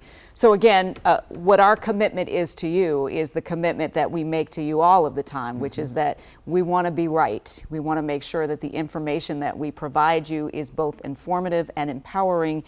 And we are waiting to get the information that helps us do just that. Yeah, again, so the governor of West Virginia put out the statement initially. We have been going all along assuming that these 2 guardsmen were just shot and hoping they would make a full recovery. And then the governor of West Virginia, Patrick Morrisey, there putting out the somber news saying that they had passed away because of the shooting, but then retracting that statement, mentioning those conflicting reports. So if you're at home trying to follow along, tuning in, then tuning out and wondering what's happening, what's not happening, that is the reason why, simply because we got this statement not too long ago from the governor of West Virginia saying that he has been getting conflicting reports about the conditions of those 2 guard members. And you know what we talked about earlier is, unfortunately, in a breaking news situation, there are lots of things that can happen. There's a huge scene. There's lots of people. There's lots of ballistics. There's lots of information. A lot of people trying to put information together. And sometimes, in this case, it isn't quite synthesized in the way and aligned in the way that it needs to be. So we're waiting now for that alignment to get the information that helps all of us understand what happened here. Regardless, something tragic happened today. Someone made a decision to impact the lives of 2 people who serve our country and are serving our country here in our community. Yeah. And we want to make sure that we have the accurate information to give to everyone about how this all happened. And we know these guardsmen, they're just following their orders. Following Whether orders. you like that they're here or not, this is what they do. They respond to disasters. They are dispatched when they're supposed to respond to different emergencies. We can disagree on what that emergency is, but again, they are simply following their orders. So we have crews out following up on this tragic event here in our city the day before Thanksgiving, where we know 2 National Guardsmen from West Virginia were shot this afternoon. What we don't know is what led up to the shooting. We have no idea whether there were threats. We do not know what engagement happened before all of this transpired. We know the suspect was transported to a hospital as well, and we are waiting to find out more about that person's condition as well. And as we wait for this information, we were talking earlier about the number of cameras downtown, the number of law enforcement agencies. You'd expect this information right away. It is not a crime show. I know we're used to them having that information pretty quickly. But with a response like this, remember where we are, Washington, D.C. You have a shooting involving National Guard members before Thanksgiving. So these agencies are responding not knowing what's happening. Is this connected to something larger? So it takes a little while to get that information as they try to sift through everything to figure out what happened. And to make sure it's just simply this shooting, it is an isolated shooting and not part of something larger. And this happened on a day when a lot of people maybe were already with their families, where you had some people coming into the city, but this isn't quite a... All right, we're going to go to some sound right now from the Defense Secretary Hegseth about what happened today. A cowardly, dastardly act targeting the best of America, heroes willing to serve in Washington, D.C., serve for people they don't know and they've never met because they love their country and their capital and their community. They were willing to do dangerous things others were not because they love their fellow Americans. Someone decided to turn that into targeting National Guardsmen. That will only stiffen our resolve. We will never back down. We will secure our capital. We will secure our cities. In fact, this happened just steps away from the White House. It will not stand. And that's why President Trump has asked me, and I will ask the Secretary of the Army to the National Guard, to add 500 additional troops, National Guardsmen, to Washington, D.C. This will only stiffen our resolve to ensure that we make Washington, D.C. safe and beautiful. The drop in crime has been historic. The increase in safety and security has been historic. But if criminals want to conduct things like this, violence against America's best, we will never back down. And we should clarify there because what a change, right? We were hearing from the president just yesterday. No crime in the district. No crime in the district at all. Things are going well. It's the best that it has ever been, and now you're talking about this shooting here and the need for 500 additional National Guard troops. And we heard the Defense Secretary there talking about this suspect here targeting the National Guard members. Again, we're not sure how this transpired or what happened here, so we are still waiting to figure out how those 2 members of the National Guard were shot. And where these 500 additional troops will go. Right. Where will they be stationed? What will they be doing? We don't know yet. Yeah, so again, over the last couple of months or so, they've just been in D.C. primarily focused on beautification efforts, we know. Yeah. And there were about 180 National Guard members from West Virginia. That's probably the lowest number compared to like Mississippi, you had 277. South Carolina withdrew hundreds of their troops a short time ago. Yeah, several states were withdrawing their troops. Probably in part because the president is sending or has plans to send troops to other cities. We talked about Portland, we talked about Chicago, Charlotte, etc. All of these things sort of caught up in courts to see what happens next. And he said it's safe now. So I think a lot of these governors assume that, okay, we can withdraw our troops now. But again, you're talking about extending their deployment by a couple more months now. All right, let's go to our Rafael Sanchez Cruz, who has been listening to our conversation and waiting for another important conversation that helps us to connect the dots about exactly what happened here today. Yeah, and I think it's important that we mentioned that earlier today, to kind of put things into context, we were actually at a briefing from Mayor Muriel Bowser. She was talking to reporters after having announced that she was not seeking a 4th term, and obviously the conversation of the federal surge came up. She has been a strong opponent of having the National Guard from other states in the city, and now hearing that we're going to have additional 500, we're actually wanting to know her reaction to all of this. Because she, of course, as we know, this debate about whether they should remain in the city despite the expiration of the 30-day emergency declaration over the nation's capital has been ongoing, right? People are wondering what the future is, and it's been an ongoing conversation about whether they will be participating in police enforcement. And as you mentioned, it's common for those who do not come to D.C. often to see National Guardsmen actually patrolling inside of metro stations, patrolling outside of metro stations. On our way to that briefing from Mayor Muriel Bowser, she was actually, we did see some National Guardsmen standing outside of the metro stations near the convention center, near the Mount Vernon area. Part of the conversation was regarding crime, and she was kind of touting, the reductions that we've seen in crime and saying that she wants to kind of keep this moving forward. We did ask her for an outline of what that plan would look like moving forward in the next 13 months. She said she didn't have one to tell us full details just yet, but obviously I think this will definitely be a pivotal moment to kind of reshape how we move forward. We want to make clear that the plan that she has laid out post-federal surge has been cooperation involving DC police as well as different federal law enforcement agencies from the Department of Justice. When it came to the National Guard, she's been vocal and saying, look, we don't believe that they should be here. She did say that the presence of DC Guard was different only because they are local. They know the area. They know how to navigate the city. And a concern that I mentioned earlier was DC residents saying, look, how can I feel comfortable not knowing really how these lines are being blurred in terms of enforcement, right? What is DC police doing? What are the federal agents doing? And what is the National Guard doing? And again, I want to make this distinction because I think that we saw that footage from the federal surge of seeing those soldiers at Union Station and the huge tanks, and that's what drew a lot of the attention, right? Because it's shocking, right? It's jarring. We saw everybody leaving Union Station and just kind of wanting to take a photo because it did take a lot of people by surprise. But the reality, these National Guard troops were not supposed to be actually involved in the policing enforcement, but we did see some of those cases where they in fact did help detain certain people. So a different vantage point, 16th and U, the White House is to my right-hand side. This is still cordoned off. We are seeing, again, the scene getting significantly smaller.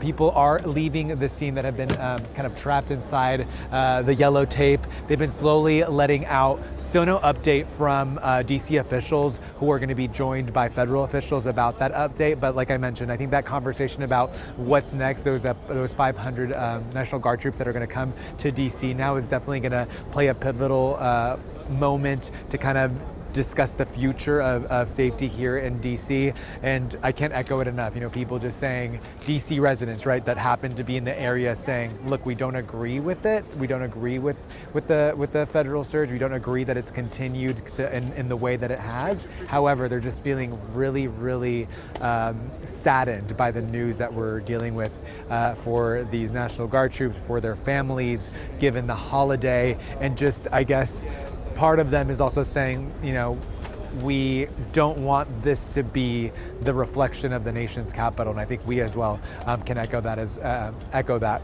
But we're going to stay here at 16th and I. We'll provide some kind of updates. We do have some people, a crew stationed out where they're going to give the full update, but we're slowly gathering because, as I mentioned, it's a large scene, and we're going to toss back to you at the studio. Yeah, it looks like we see a huge assemblance of the mayor and other leaders getting ready to give us an update, so let's listen in. Kash Patel, the FBI director, at the mic now.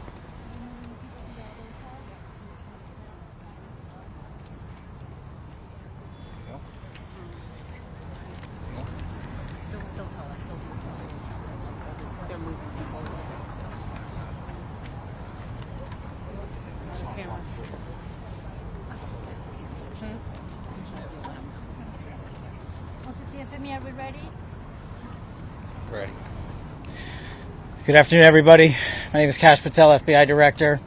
We're here to brief you on the tragic events that happened today at approximately 2:15 local time in Washington, D.C., where two of our brave members of the National Guard and the Department of War were brazenly attacked in a horrendous act of violence. They were shot. They're in critical condition. As you can see behind me, we have assembled the full force of both the federal and state and local law enforcement agencies to bring bear all of our resources to make sure we find the perpetrator of this act. And make no mistake, they will be brought to justice. Since this is an assault on a federal law enforcement officer, this will be treated at the federal level as an assault on a federal law enforcement officer. The FBI will lead out on that mission with our interagency partners to include the Department of Homeland Security, Secret Service, ATF, DEA, and we're thankful for the mayor's assistance in this matter, the Metropolitan Police Department and their skills in investigating homicides and gun shootings in this city is exceptional. We will work together collaboratively because this is a matter of national security, because this is a matter of pride. President Trump has been informed. We've been in contact with the White House. We will shortchange the American public with no resources to make sure we find and safeguard our nation's capital right here in Washington, D.C., and bring anyone responsible for this heinous act of violence to justice. I would lastly like to add to the American public and the world, please send your prayers to those brave warriors who are in critical condition and their families. They are here serving our country. They are here protecting everyday Americans and citizens around the world in our nation's capital. They are the heroes of this day, and we must remember them on this day and every day, and their families and the sacrifice they have made. I will now turn it over to Chief Carroll of the Metropolitan Police Department. Thank you. Good afternoon, everyone. My name is Jeff Carroll. I'm the Executive Assistant Chief here at the Metropolitan Police Department. At approximately 2:15 this afternoon, members of the DC National Guard were on high visibility patrols in the area of 17th and I Street Northwest, when a suspect came around the corner, raised his arm with a firearm and discharged it at the National Guard members. The National Guard members, there were other members that were in the area. They were able to, after some back and forth, able to subdue the individual and bring him into custody. Within moments, members of law enforcement in the area were also able to assist and bring that individual into custody. At this time, as the director mentioned, the National Guard members are being treated at a local hospital. DC Fire and EMS responded to the scene to provide first aid for those individuals and transport them to a local hospital. The suspect in this case was also transported for treatment at a local hospital. Madam Mayor. Thank you. I'm Muriel Bowser. I'm the mayor of Washington, D.C., and I too want to send my thoughts and prayers to the families of the Guardsmen and to the Guardsmen who are in critical condition in a local hospital. I am joined by members and leadership from the DC National Guard, from the West Virginia National Guard, United States Secret Service, Deputy Mayor Appiah, Fire Chief Donnelly, and Metro's General Manager Randy Clark. And we join with the FBI Director in ensuring that MPD investigates, the U.S. Attorney prosecutes this case to the fullest extent of the law. I've had the opportunity to brief U.S. Attorney General Pam Bondi, who was speaking to the president when I called, as well as the United States Attorney Pirro, who assured me that this case will have her office's complete attention. Mayor, was there any other suspect? Chief. Sure. So no, at this time there's no indication that there was any other suspect. The one suspect that was involved in this incident, they were shot during the interaction and they were transported to the hospital for treatment. Mayor, does this validate the need for the National Guard here in D.C.? What we know, Andrea, is that this is a targeted shooting. One individual who appeared to target these guardsmen, that individual has been taken into custody. Mayor, can you tell us any more details on the condition of the two National Guardsmen and whether or not anyone else was injured? And a quick question follow-up for the FBI director. You said that we'll make sure we find the perpetrators for this act. So just to clarify, the person believed to be responsible is in custody and there are no other suspects. Sure, so I can start out. Again, Chief Carroll from MPD. So both of the individuals, the guard members, they are in critical condition at a local hospital at this time being treated. At this point, we have no other suspects. We have reviewed video from the area. It appears, like I said, to be a lone gunman that raised a firearm and ambushed these members of the National Guard, and he was quickly taken into custody by other National Guard members and law enforcement members. Have you got any sense of motive? No, at this time, obviously, we're very in the preliminary stages of investigation. There's a lot of things, a lot of agents that are here from various federal agencies, law enforcement agencies. We have the full power of the FBI and our federal partners here in the task force. So we're looking at all those different aspects, but we don't have any motive. The National Guardsmen that were shot, I'm told they were armed. Did they get off shots? At this time, that's part of the preliminary investigation. We know how the suspect was apprehended. Chief. Sure. So how the suspect was apprehended, as I said, the individual, the suspect came around the corner, he immediately started firing a firearm at the two National Guard members. So at that time, there were other National Guard members that were in the area. They heard the gunfire. They actually were able to intervene and to kind of hold down the suspect after he had been shot on the ground until law enforcement got there within moments. And he was shot by a National Guardsman? At this point, we're still investigating exactly who shot that individual. It's not clear at this time. Were there D.C. policemen in the area? We don't know what kind of weapon. There was D.C. police. It happened right in front of the Metro, although there is no indication that the perpetrator was on the Metro. So there's Metro Transit Police in the area, and obviously being on 17th Street by the White House, Uniform Division of Secret Service were in the immediate area as well. What kind of weapon the alleged perpetrator used? We do not know at this time. It's still under investigation. We're going to be able to take a couple more. Has been able to question the suspect, or is his condition so severe that you haven't been able to have a conversation? Sure. Again, so as I said, we're very preliminary in the investigation, so we're looking into all aspects of who the individual is, his connections. At this time, he's still in the hospital receiving treatment. And I would just like, hang on, I would just like to add, the reason that this suspect is in custody is because of the bravery of the men and women of the National Guard who responded due to their extensive training to secure American lives today. There was not any further injury and any further shootings. We should highlight the fact that the men and women of law enforcement, the interagency, the Department of War, and the National Guard executed their training with great precision today and prevented an even greater tragedy from befalling us. These National Guardsmen are heroes, and we must pray for their safety and their speedy recovery. And as the chief said, we are in the preliminary stages of this investigation. We will run down every single lead, every piece of evidence. This is the power of the U.S. government at its best at the state, local, and federal level. That is why this interagency group is standing behind us to assure America and the world that we will continue to keep D.C. safe. And thankfully, we have Metropolitan Police Department, the National Guardsmen, and federal agents, and the Department of Justice and an Attorney General willing to prosecute the mission to keep Americans safe.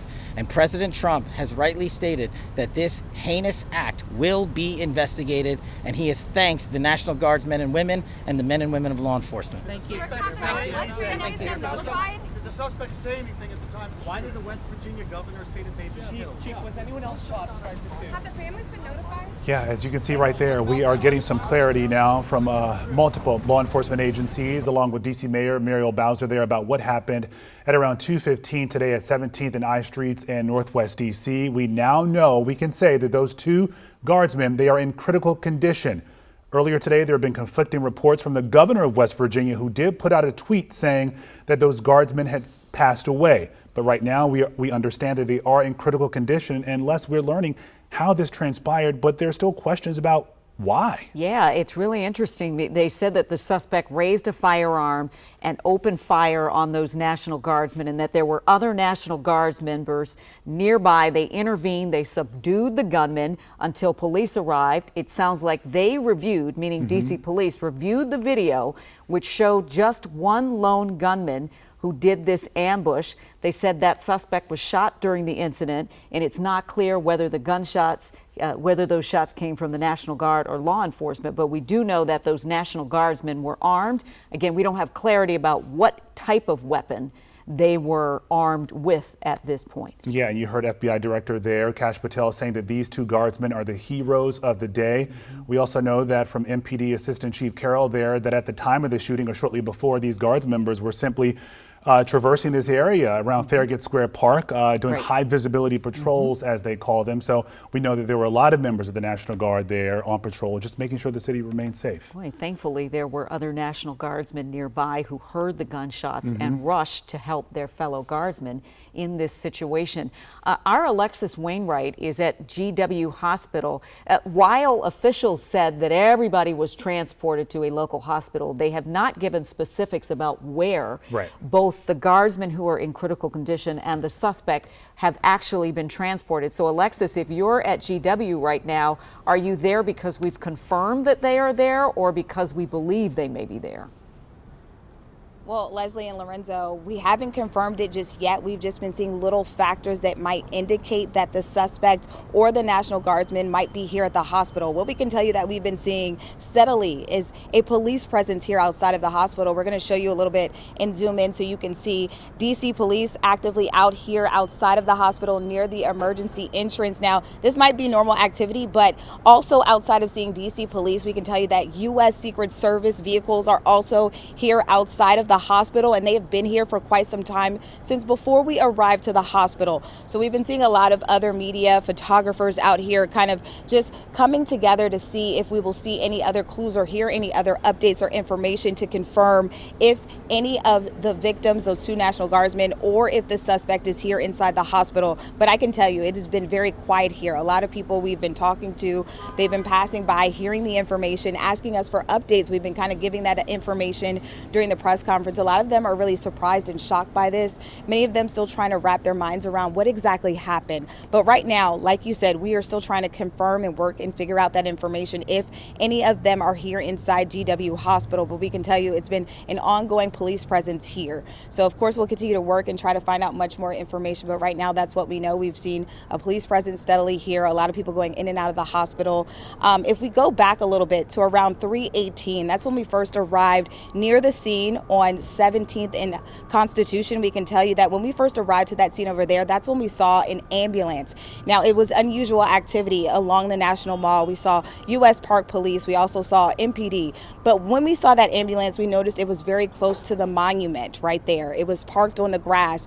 We know that we have seen a helicopter that was parked nearby the monument as well. So we saw a lot of activity with transporting someone from that area, and now we are trying to figure out if they were brought here to GW Hospital. So still a lot of questions, even after that quick press conference that we just had from officials. But of course, we'll work to try to find out much more information and update you as soon as we learn it. We'll send it back to you guys. Yeah, I think we're showing some of the video that you were just talking about with the emergency vehicles arriving over near the Washington Monument, where the helicopter was that picked up presumably the National Guardsmen to take them to a local hospital. It may be George Washington University Hospital. All signs seem to suggest that's the case. Yeah, and no matter where they are right now, I know that this city is praying and hoping that they make a full recovery.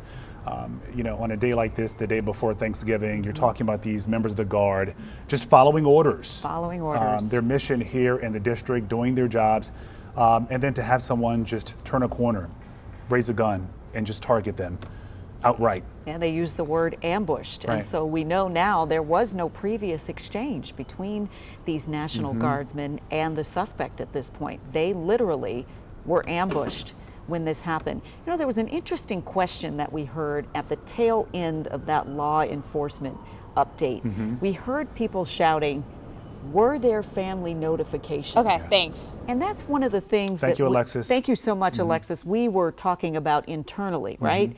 22 minutes between the time that we were told that they had passed away to the time that we realized that there were some complications in information, that it wasn't quite what we thought it was. Were those families notified in some way about anything? And what do they know at this point? Surely they understand and they know now. And they probably are on the way to wherever those National Guardsmen are, being cared by the best in hopes of bringing them back to a full recovery. We certainly hope. And I want to punctuate that point because, of course, full transparency to the folks here at home, you know, you turn to the governor for that information. You assume that this person knows absolutely everything. And typically in a situation like that, before you put out information about someone's passing, you're going to triple check, quadruple check to make sure it's right. That's the final word. That is the final word. That's the final word, typically. So it's gone through layers before the governor shares this as the gospel. And you heard a reporter asking that question as well toward the end of that press conference. They're wondering why the governor suddenly sent out this tweet saying that these 2 Guards members had passed away. So and they may not know that, though. Exactly. But this is the information we rely on. So we try to get you the accurate information. And usually in these types of situations, we turn to our leaders to have that factual information, the correct information. And in this case, it would be the governor of West Virginia. So again, we had gotten word from the governor earlier today saying that these 2 members of the Guard had passed away. But now we're hearing from multiple leaders, including the FBI Director Kash Patel and Assistant Chief Carroll of the D.C. Police Department, that they are in critical condition. And the suspect here was also injured in today's shooting. Those National Guardsmen certainly deserve our prayers, our thoughts, their families, and I guess the best possible news here is that they are at least still alive. And so there is a chance that hopefully they too will be able to go to their families at some point and have that dinner of thanks and giving with them at some point. All right, let's get to our Matt Gregory. He has been out near 17th and I Streets near Farragut Square Park for a good chunk of the afternoon and evening. So Matt, we heard from leaders a short time ago. What more can you add to this conversation? What more are you hearing out there? Yeah, I think the thing we've really got to talk about here is that what we heard was the preliminary investigation. You heard folks asking about motive. So, you know, with you folks at home, I wanted to walk through kind of what we know at this point. So what we heard from Kash Patel is that there are, like Leslie and Lorenzo were saying, 2 West Virginia National Guardsmen in critical condition. But what led up to that? What we're learning from MPD is that at this point, they have not been able to discern a motive. That doesn't mean there isn't one. That doesn't mean that they haven't figured that out or they will not. But at this point, there is not a motive. And to kind of reiterate what happened here, it sounds like the National Guardsmen were doing a high visibility patrol in this area, right around Farragut West Metro stop. Now, at some point when coming around the corner, they said without any sort of provocation, it sounds like at this point in the investigation, an ambush, this suspect started to shoot into a group of National Guardsmen. We now know that 2 of those West Virginia National Guardsmen were hit, but other National Guards patrols in the area, along with law enforcement, were able to subdue the suspect. We did hear that he was, the suspect rather, was shot by someone. We don't know if that was law enforcement or National Guardsmen, who that particularly was, but we know that that's why he is also at a hospital right now. We don't know. We're still working to learn more information about who is at which hospital, what the severity of their conditions are in terms of, the severity of the suspect's condition. The National Guards, we know those are critical injuries that they're working on at this point. But one of the things that we've kind of been dealing with throughout the afternoon is sort of this again. It's right here in the middle of downtown DC on a holiday week, people walking around. And so as the shooting happened, slowly, quickly, people started to panic. Things were kind of going in a sideways direction as they not only saw some, but others heard the gunshots. And we wanted to give you a listen to kind of what the scene looked like when I arrived talking to folks. This is a man from Albany, Georgia, who gave us some insight into what he heard. 5 shots. 5 shots? And then everybody was running. Then sirens everywhere, helicopters. Where did you see everybody kind of? 2 shots, and then 3 came probably 30 seconds behind them, too. Oh, my gosh. What did you see after that? Everybody running? Where were they running to? They was running from that way this way. What are you talking about, people or police? Yeah, everybody, people. And now what are you seeing since you've been here? I noticed that bank is surrounded. Yeah. Did you see any National Guardsmen around? Or? No, I have not. I didn't even know that was the case until he told me about it. Yeah, so what I want to be able to do to walk everyone through this situation now is to give you an idea of what we're dealing with now that we know sort of like the preliminaries of what happened. This is what it looks like from across Farragut Square.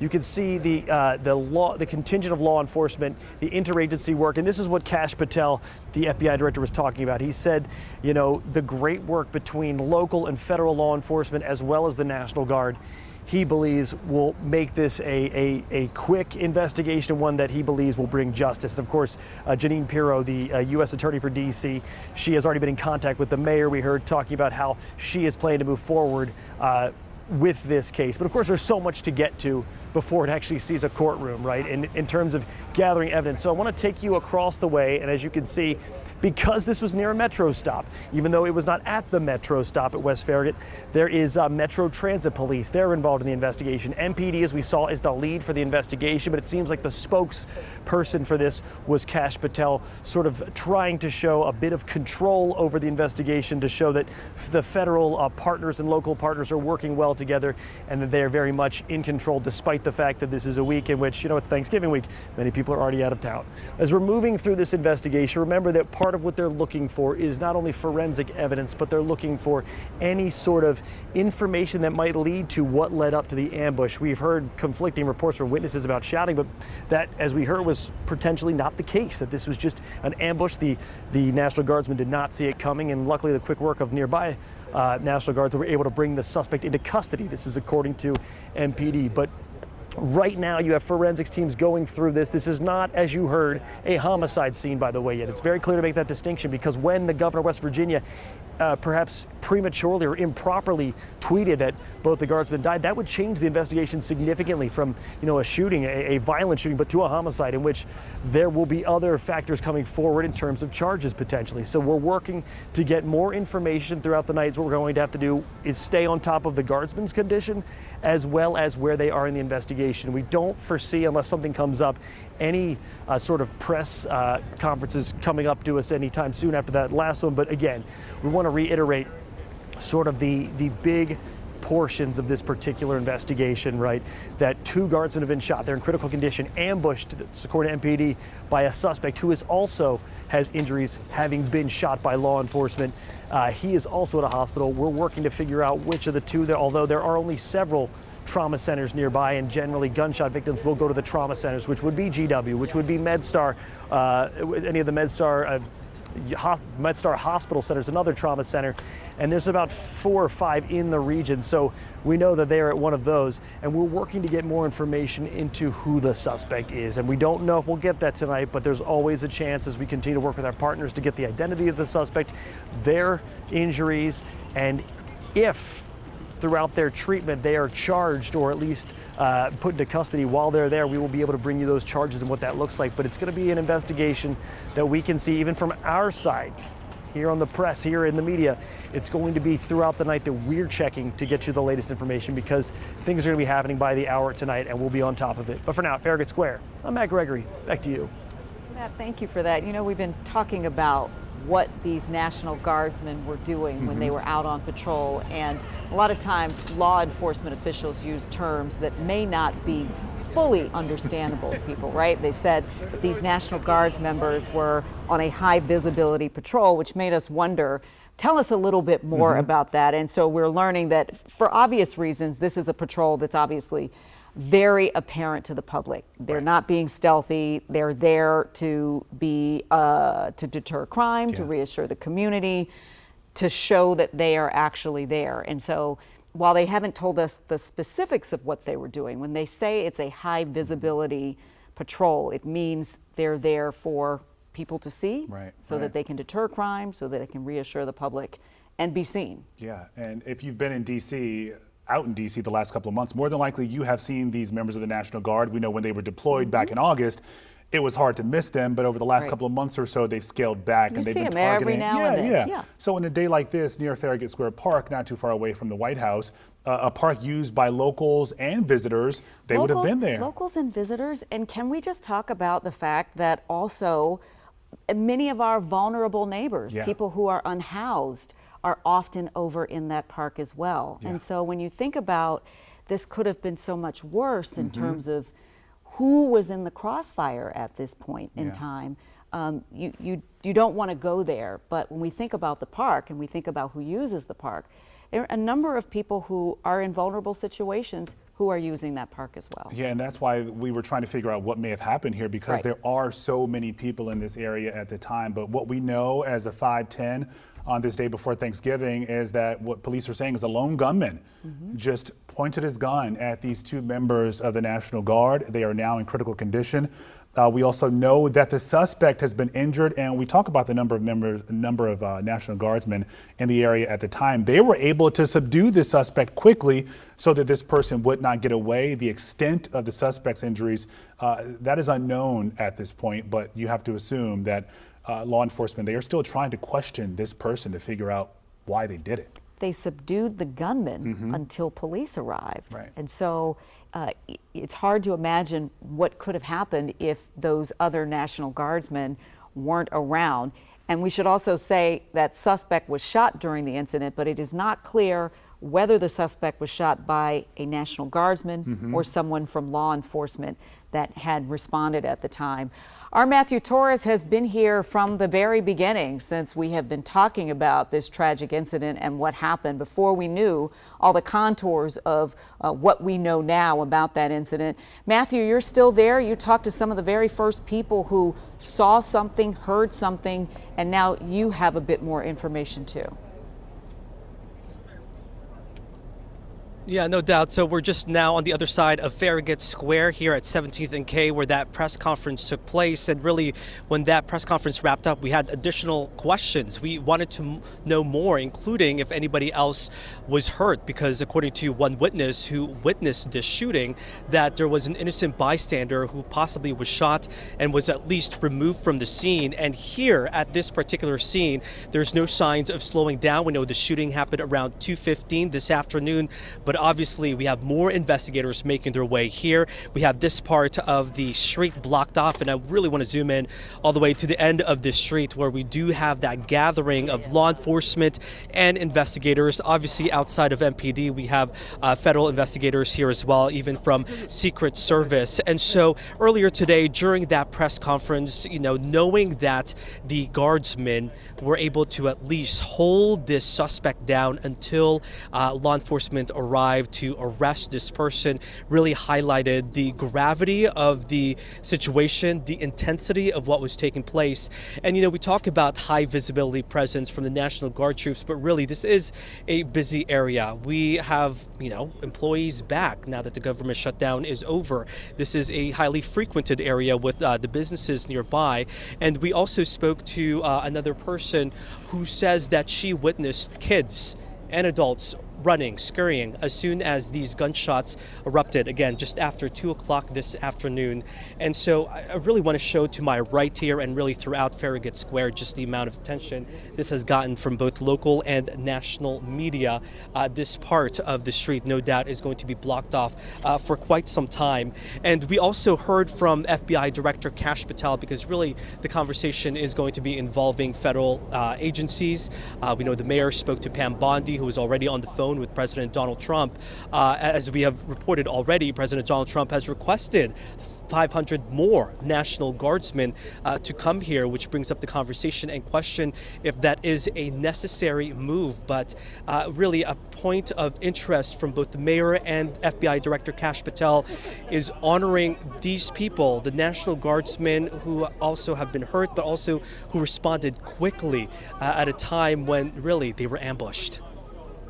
Since this is an assault on a federal law enforcement officer, this will be treated at the federal level as an assault on a federal law enforcement officer. The FBI will lead out on that mission with our interagency partners, to include the Department of Homeland Security, Secret Service, ATF, DEA, and we're thankful for the mayor's assistance in this matter. The Metropolitan Police Department and their skills in investigating homicides and gun shootings in this city is exceptional. We will work together collaboratively, because this is a matter of national security, because this is a matter of pride. President Trump has been informed. We've been in contact with the White House. We will shortchange the American public with no resources to make sure we find and safeguard our nation's capital right here in Washington, D.C., and bring anyone responsible for this heinous act of violence. At approximately 2:15 this afternoon, members of the D.C. National Guard were on high visibility patrols in the area of 17th and I Street Northwest when a suspect came around the corner, raised his arm with a firearm, and discharged it at the National Guard members. The National Guard members, there were other members that were in the area. They were able to, after some back and forth, able to subdue the individual and bring him into custody. Within moments, members of law enforcement in the area were also able to assist and bring that individual into custody. At this time, as the director mentioned, the National Guard members are being treated at a local hospital. DC Fire and EMS responded to the scene to provide first aid for those individuals and transport them to a local hospital. The suspect in this case was also transported for treatment at a local hospital. And we join with the FBI director in ensuring that MPD investigates, the U.S. Attorney prosecutes this case to the fullest extent of the law. I've had the opportunity to brief U.S. Attorney General Pam Bondi, who was speaking to the president when I called, as well as the United States Attorney Pirro, who assured me that this case will have her office's complete attention. Yeah, we wanted to kind of remind folks what was said during that press conference, and we want to emphasize these two National Guardsmen were shot here near Farragut Square, usually a busy day just before Thanksgiving. And really, it's still very much an active scene. I spoke to a witness who says she was forced to hide in one of the banks here before they were able to walk out safely, presumably soon after that suspect was taken into custody. And to note, authorities say that they are not looking for another suspect. Guys. All right, Matthew Torres, thank you so much for your reporting this afternoon. And so as we take a beat here to talk about what happened, this has been quite a tragic day here in the District of Columbia. We know that two National Guardsmen from West Virginia are alive in critical condition, but they were ambushed today, police said, by a suspect who was acting alone. They could see him on their surveillance video. They could see that he had no previous engagement with them, that he literally, as they said, targeted them, ambushed them, and held his arm in the air to shoot at these National Guardsmen. Luckily, there were some other National Guardsmen nearby who saw what was happening. They were able to subdue him and hold him down until law enforcement was able to arrive. And I think an important question here, as Matthew mentioned, we still have a lot of questions following that briefing that we got from local law enforcement officials and federal officials as well. We hear that this is a lone gunman, according to the assistant police chief, who said this is the person they saw act. But I wonder what this alleged gunman is telling these investigators right now. Or not, because again, we're wondering why this happened, why this person walked up the day before Thanksgiving, shortly before 2 o'clock, and just fired at two members of the National Guard. Huge reverberations here of this, not just downtown, not just in families in West Virginia, but also at the airport, where it is the day before Thanksgiving. And for a time, a brief time, the actual airport was sort of shut down for a moment. They halted flights in and out at the height of the investigation around 3 o'clock, which also adds to, some of the issues around travel for Thanksgiving, which reminds us again that all of this happened the day before Thanksgiving, a time of family, a time of thanks, a time of togetherness. And two families tonight have been shattered by this news, and we can only hope, and all of us certainly are praying for these two National Guardsmen to pull through and to make it back to their families safely. Yeah, and we know again that they are in critical condition at this hour. We want to get now to our Katie Lesso. She's at MedStar Washington Hospital Center. We heard from our Alexis Wainwright at GW Hospital a short time ago. Katie, what are you seeing where you are? Do we know if these guardsmen were taken to this hospital? Do we know for sure? Yeah, well, so far we have one source telling us, one law enforcement source, a very credible person telling us that the two Guards members were taken here to MedStar Washington Hospital Center. That same source telling us that the suspect in all of this was taken to GW. So obviously we know the two Guards members, they are in critical condition, and it would make sense that they would be brought here, as this is a level 1 trauma center, one of the few here in the DMV area. We know that they have responded to thousands of medical crises. According to their website, they've taken in patients from from 9/11, so they are very capable of handling the injuries that these two National Guards members likely have. But let's show you kind of here in the parking lot, not too much activity in the last hour or so, but when we first got here a little bit earlier, we did see a ton of MPD vehicles, some what appear to be federal vehicles here in the parking lot as well. We've also seen, people going in and out of the hospital, but we have not seen too much activity. It's really kind of calmed down quite a bit here. No exact, clear answers as to if there are family members here for those National Guards members. Obviously, we're still trying to get a lot more information, and obviously the hospital staff are working tirelessly to try and treat and help these National Guards members get back on the road to recovery and treat them here as quickly as they can. But according to that source, they were taken here after that shooting, so hopefully they are getting as much of the best care as they can at this point. But that is really what we know at this point, Leslie and Lorenzo. Well, it is one of the best centers in the area for level 1 trauma, as you said, where the doctors are highly trained and have dealt with trauma in the city, both of everyday citizens and of our National Guardsmen who serve us as everyday citizens.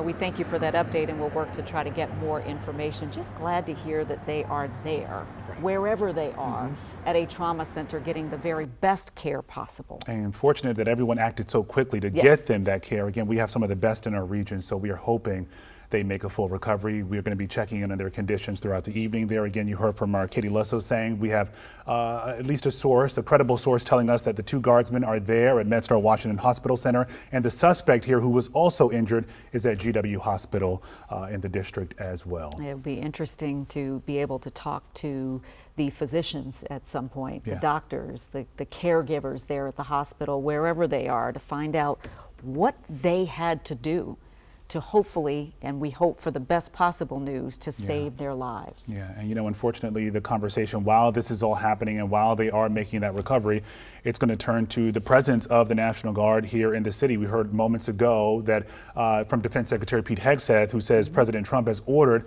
the deployment of 500 additional National Guard members here in the district. We're already at close to 200, 2,200, I should say. 2,200. And the question will be, where will those National Guardsmen be stationed? What will their jobs be do? Because today, this wasn't, these National Guardsmen, as we understand it, were on a high visibility patrol. They weren't responding to a fight. They weren't responding to any particular issue. They were there to be visible, to reassure, to try and deter crime.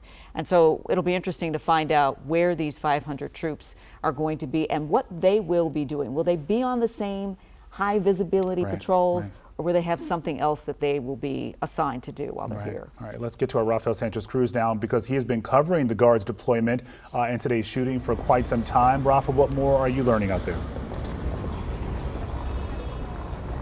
Look, so Leslie, I think what stands out, given that briefing that we received from local and federal officials, was how quickly in this assessment that they have so far, they've declared this a targeted attack, right? Look, I've been on the other side, and there have been times where we have had incidents and we constantly ask, was this person targeted? Was this person targeted? And law enforcement usually is kind of hesitant, and given the conflicting reporting that we've been given from the governor of West Virginia about the gravity of this issue, for them to so openly say that it was a targeted attack, I think that's where a lot of the questions that are still pending, right? We are still wondering, how are they so clear about this? There are several reports about whether this the suspect is cooperating. We haven't confirmed any of those yet, but I just want to really emphasize that how DC police, the FBI, and Mayor Muriel Bowser are all going on the record saying this was a targeted attack. And I think that really says a lot, given the short time that they had to actually give this update and the limited information that we have so far. And as we have mentioned, the president has announced that he will be sending additional guardsmen here to the district. And I want to play some of that sound from Secretary Hegseth about what the president was saying following this shooting that he's closely monitoring from Florida. Let's listen. We will never back down. We will secure our capital. We will secure our cities. In fact, this happened just steps away from the White House.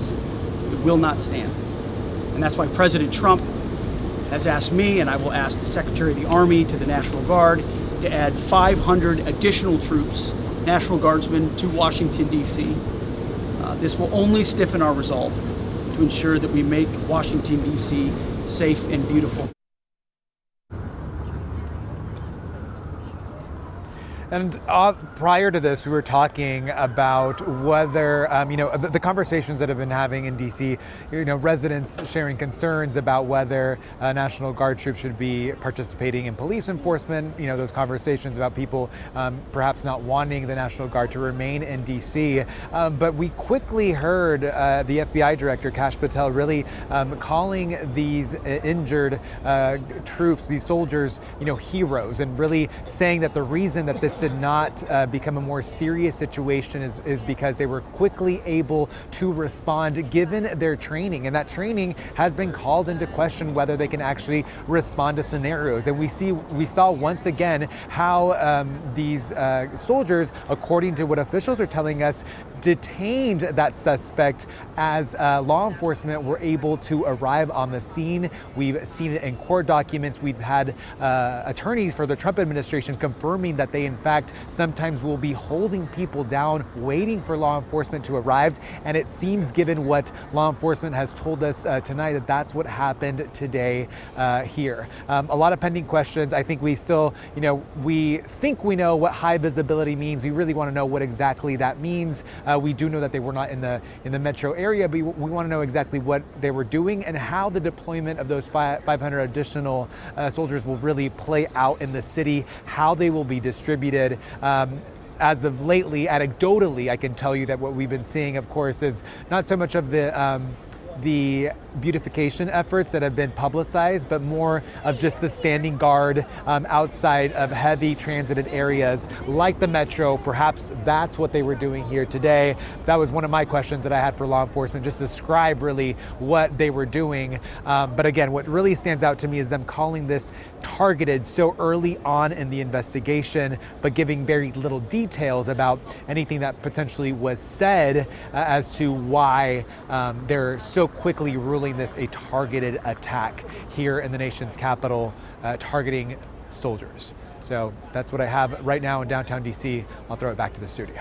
I'm glad you painted that picture there, Rafa, because we know what happened at around 2:15 today, but even going back to 2 o'clock and talking about what these two members of the Guard were doing at the time, again, carrying out their orders, just patrolling the streets, not really the beautification aspect that we've been hearing about for quite some time, but just on the lookout to make sure no one else is in harm's way. And we get these updates quite frequently from the National Guard talking about the work that they're doing. And I find it interesting that in a lot of their literature, they might show a guardsman petting a dog or helping someone with their groceries. Or planting something. Yeah, or planting something. So they were saying, these are our orders. We just want to be part of your community. We're just carrying out those orders, and we are here to help. I'm wondering how big of a group they were in, right? We know that 2 of them were targeted, according to law enforcement, but there were other National Guard members nearby who were able to subdue the suspect. And so it makes me wonder also, it wasn't just the 2 of them. Yeah, typically they're in groups. So there may be, 6 or 8 walking together. You know, it's interesting that you say that because I saw some National Guards members, National Guardsmen a couple days ago, and there were just 3 of them in the group, which is why I sort of wondered how many were actually part of the group and what they were doing. Again, part of the contours of things we're still trying to figure out to help you understand what happened today. Yeah, we want to get to our Matthew Torres now, who's been covering this from the very beginning. So Matthew, we now know that those 2 guardsmen are in critical condition. The suspect is in the hospital. So what's happening at this location? We see that these streets are still closed off and there's still a police presence. Yeah, no doubt. A huge police presence. We have more investigators making their way here to the scene. We're at 17th and K, but really just a block behind me, we have that large gathering of investigators and different law enforcement agencies, MPD, Secret Service, Park Police, Transit Police. They are all here as this investigation is ongoing. I want to step back into the camera because you guys mentioned as far as were there other National Guardsmen around or were there 2 other people? When I first arrived here to the scene, I'm pulling up my phone here. This is a picture I took of that scene. You can see there were at least 3 other National Guardsmen there. This was 3, but when I first arrived, there were maybe about 5. So no doubt a group of National Guardsmen were around this area. Obviously, you heard from the Kash Patel, the FBI director, saying they were here because of the high visibility presence that they were doing in this particular area. Those 2 guardsmen were shot just near the White House and just steps away from this Farragut West Metro stop. So, of course, there were people around. What witness describing seeing children running around as soon as that happened. I spoke to that witness. She heard the gunshots. In fact, we were the ones who broke the news to her that 2 National Guardsmen were the ones shot. Obviously, she was shocked by that, but this is what she had to say during our interaction. Can you explain what you saw earlier? I was in the Uber lunch break heading to the dry cleaners. It was around 2:15 p.m. We were at 17th Street. I heard boom, boom 2 times. And then after I heard the boom, boom, the Uber driver says to me, why are these people running? So then I look out the window and I see both sides of the street. A lot of little children running up the street and adults. So then I heard help, help 2 times. But I was so focused on the little children, they looked like they were 5 years old, that the little children were okay. I didn't look to see who yelled help, help 2 times.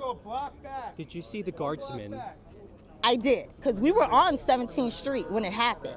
So the guardsmen then said we had to turn around. So then we turned around the Uber and went back. We had to, go back in the other direction. I'm just shocked because I never thought it was going to be anything of this magnitude.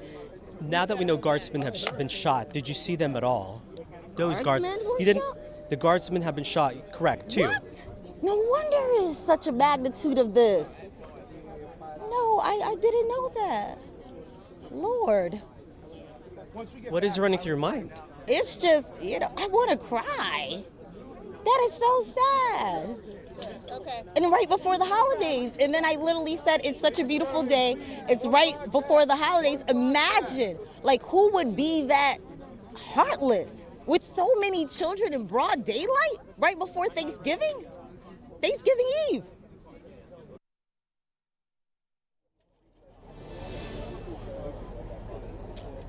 That's really the big question here, is the motive. Why would someone want to shoot 2 National Guardsmen just outside of a metro stop near the White House?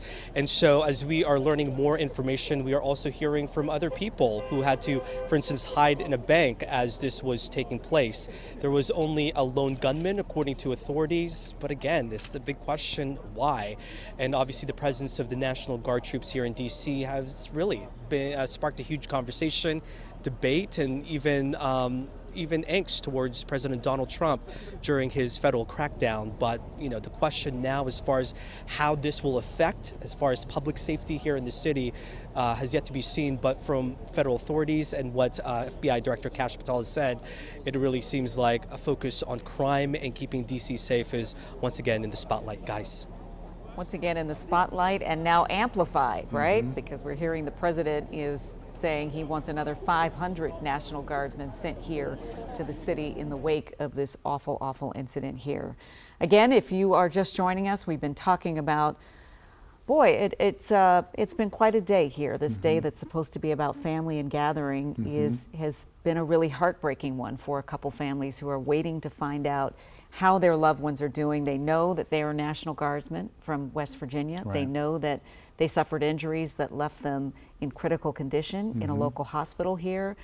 But of course, the thing they want to know most is that they will survive these injuries and be able to be welcomed back into their families again. Yeah, and I think that the woman Matthew Torres spoke with there summed up how we're all feeling today. She said she wanted to cry. Yeah, and we stepped out today talking about this weather, this abnormally warm day in November, great day. Then you get this news here, and you're just thinking there's no way. Like, why? How? Right. And that's the question that we are still asking tonight, especially as we head into this holiday season. These 2 members of the Guard just on patrol in our city, just making sure, keeping everyone else safe. And unfortunately, they were the target of violence today. We want to get to our Alexis Wayne right now. Yeah, she is at GW Hospital, where a source has told us that the suspect is being treated for their injuries tonight. And Alexis, I don't know, are you getting any additional confirmation about that? What else do we know?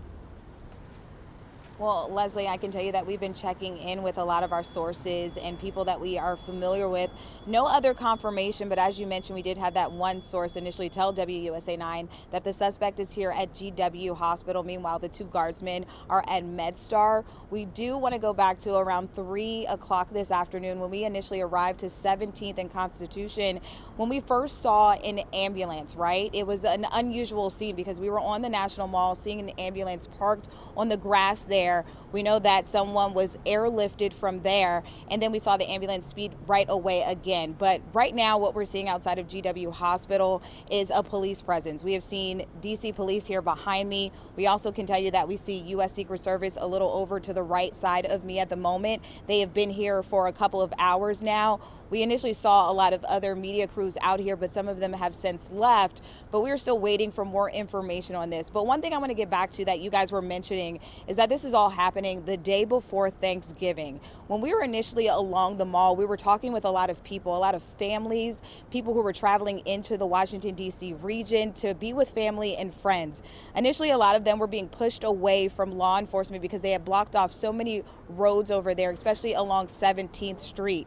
We can tell you many of them were saying that they were going to the White House to take pictures with their family members, to kind of gather with their friends, because this is the time of the year where they initially come out here and do all of that with their friends and family. But then we were able to break the news to them. A lot of them were similar to that woman that Matthew Torres talked to. They were in shock. A lot of them are still trying to wrap their minds around what exactly happened here. How could this happen? Why did it happen?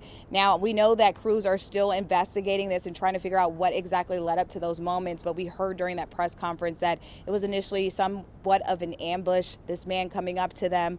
But a lot of people are just really thrown off. They're saying, they're trying to get into the spirit of Thanksgiving and being with their friends and family here in D.C., and now they hear of some tragic news like this. Now, a lot of them say that they will pray for those guardsmen. They're really thrown off by this news, but we can tell you that here at the hospital, it has been very quiet. A lot of people are still trying to process this information. We're still working some sources to get much more information. We do know that that suspect was injured at some point, and we've also seen some of the video where it appears where National Guard members were initially responding after that shooting happened. So a lot still going on here. People are calling these guardsmen heroes. A lot of people also talking with me on social media about this incident, saying that, typically they see a lot of these National Guardsmen around the city, and they're often not doing much. They're just kind of standing there, not bothering anybody. So to think that someone would walk up to them and open fire the way that crews are describing this to us, it's just mind-blowing. So a lot of people still trying to process this information and kind of have conversations with us, but it's just so tragic to hear. Meanwhile, we'll stick here at the hospital and trying to figure out much more information. But again, we could tell you a lot of families coming in from Georgia and other places, just trying to have that spirit of Thanksgiving, and now they're kind of heartbroken and trying to pray and process this information as we try to learn more. So we'll send it back to you guys for now as we worked more of our sources for more information.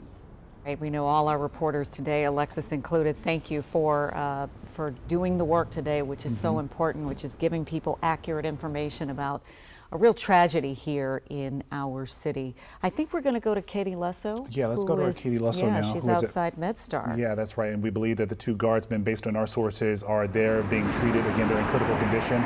We spoke to you a couple of minutes ago. Katie, what more can you tell us? Yeah, well, when I last spoke to you, I mentioned that there was not a lot going on out here in the parking lot hospital. What I want to take you back about literally 5 minutes. If we can roll some video of a large police presence pulling up here to MedStar Washington Hospital Center. Again, this is a level 1 trauma center. So one source telling us that both of the National Guards members were brought here to be treated. And this is a place where they are very obviously capable and trained to treat injuries of this magnitude, knowing that these two National Guards members were shot. So this is the place for them to be. They will get the best of the best when it comes to care here. But again, we saw several police cars pulling up, DC police, we saw federal law enforcement. We also saw at least one black SUV. Now, it was hard to make out the faces of who got out of that SUV, but obviously this is kind of confirming for us some of what we already believed to be true, that those National Guards members were taken here. We also saw several members of the National Guard arriving here with that group of police cars that arrived. If I take you right past us right now, you can see there's still a law enforcement presence out here. We're still waiting to get more information about how these two National Guards members are doing, but this obviously is kind of bringing it just to the magnitude of how serious their injuries are and how serious what unfolded here is. So again, we are at MedStar Washington Hospital Center, and we believe this is where those two National Guards members who were shot really not too far from here, about 4 miles from here, were brought to be treated for their injuries. That source telling us that the suspect in this was taken to GW Hospital. So we will continue to work our sources, try to get more information, and really try to find out who just went into the hospital, who was in those cars that pulled up, not only with local police, but federal police and the National Guard. Leslie and Lorenzo. Well, they are, if they are there, they are in the very best place for this kind of care as we think about the kind of care they would need for Trauma 1, where they would need potential emergency surgery, and certainly the best minds and the best hands and the best trained physicians to try to do the thing that we all hope they can do, which is to save their lives tonight. Katie, thank you. And we got to highlight that they were in such a tough place. Yeah. We know that they received their orders to do the job here, and we heard our Alexis Wainwright mention as well that most people who live in D.C. or visit D.C. will say they see the Guard and they're just standing around and doing their job. But we know that they have been part of this whole political conversation and discussion and back and forth about their presence and using the National Guard in various cities throughout the U.S. So in this case, this is not what you want to see happen. We don't know why it happened as of yet, but you have to know and understand that when these members of the Guard went out in these streets every day, they knew that this was the risk. It was the risk. Yeah. I do wonder, though, what they were thinking on this day, Yeah. right? The day before Thanksgiving. I'm going to go out. I'm going to be part of the community. I'm going to reassure people and let them know that we're okay, that they're okay, and then the unthinkable happens. The unthinkable happens.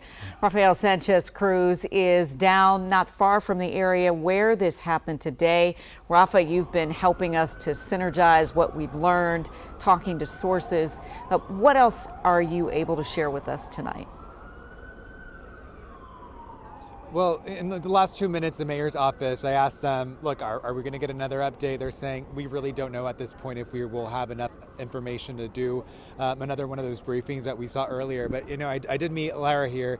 She works in Logan Circle. She actually works just right where this happened, and she was came to the area to assess the scene. I mean, Lara, you were asking, first of all, just of the condition of those guardsmen who have been injured, and, share just how you're taking all of this in right now. Well, first of all, it's a complete tragedy. So I work at 17th in Pennsylvania, which is right here, and then I live in Logan, so I have a lot of exposure to the National Guard because I'm in the area that they've been working in, and I found them to actually be really, really helpful. They've really helped the neighborhood. They've been incredibly restrained. I've seen them help homeless people and get them to shelters.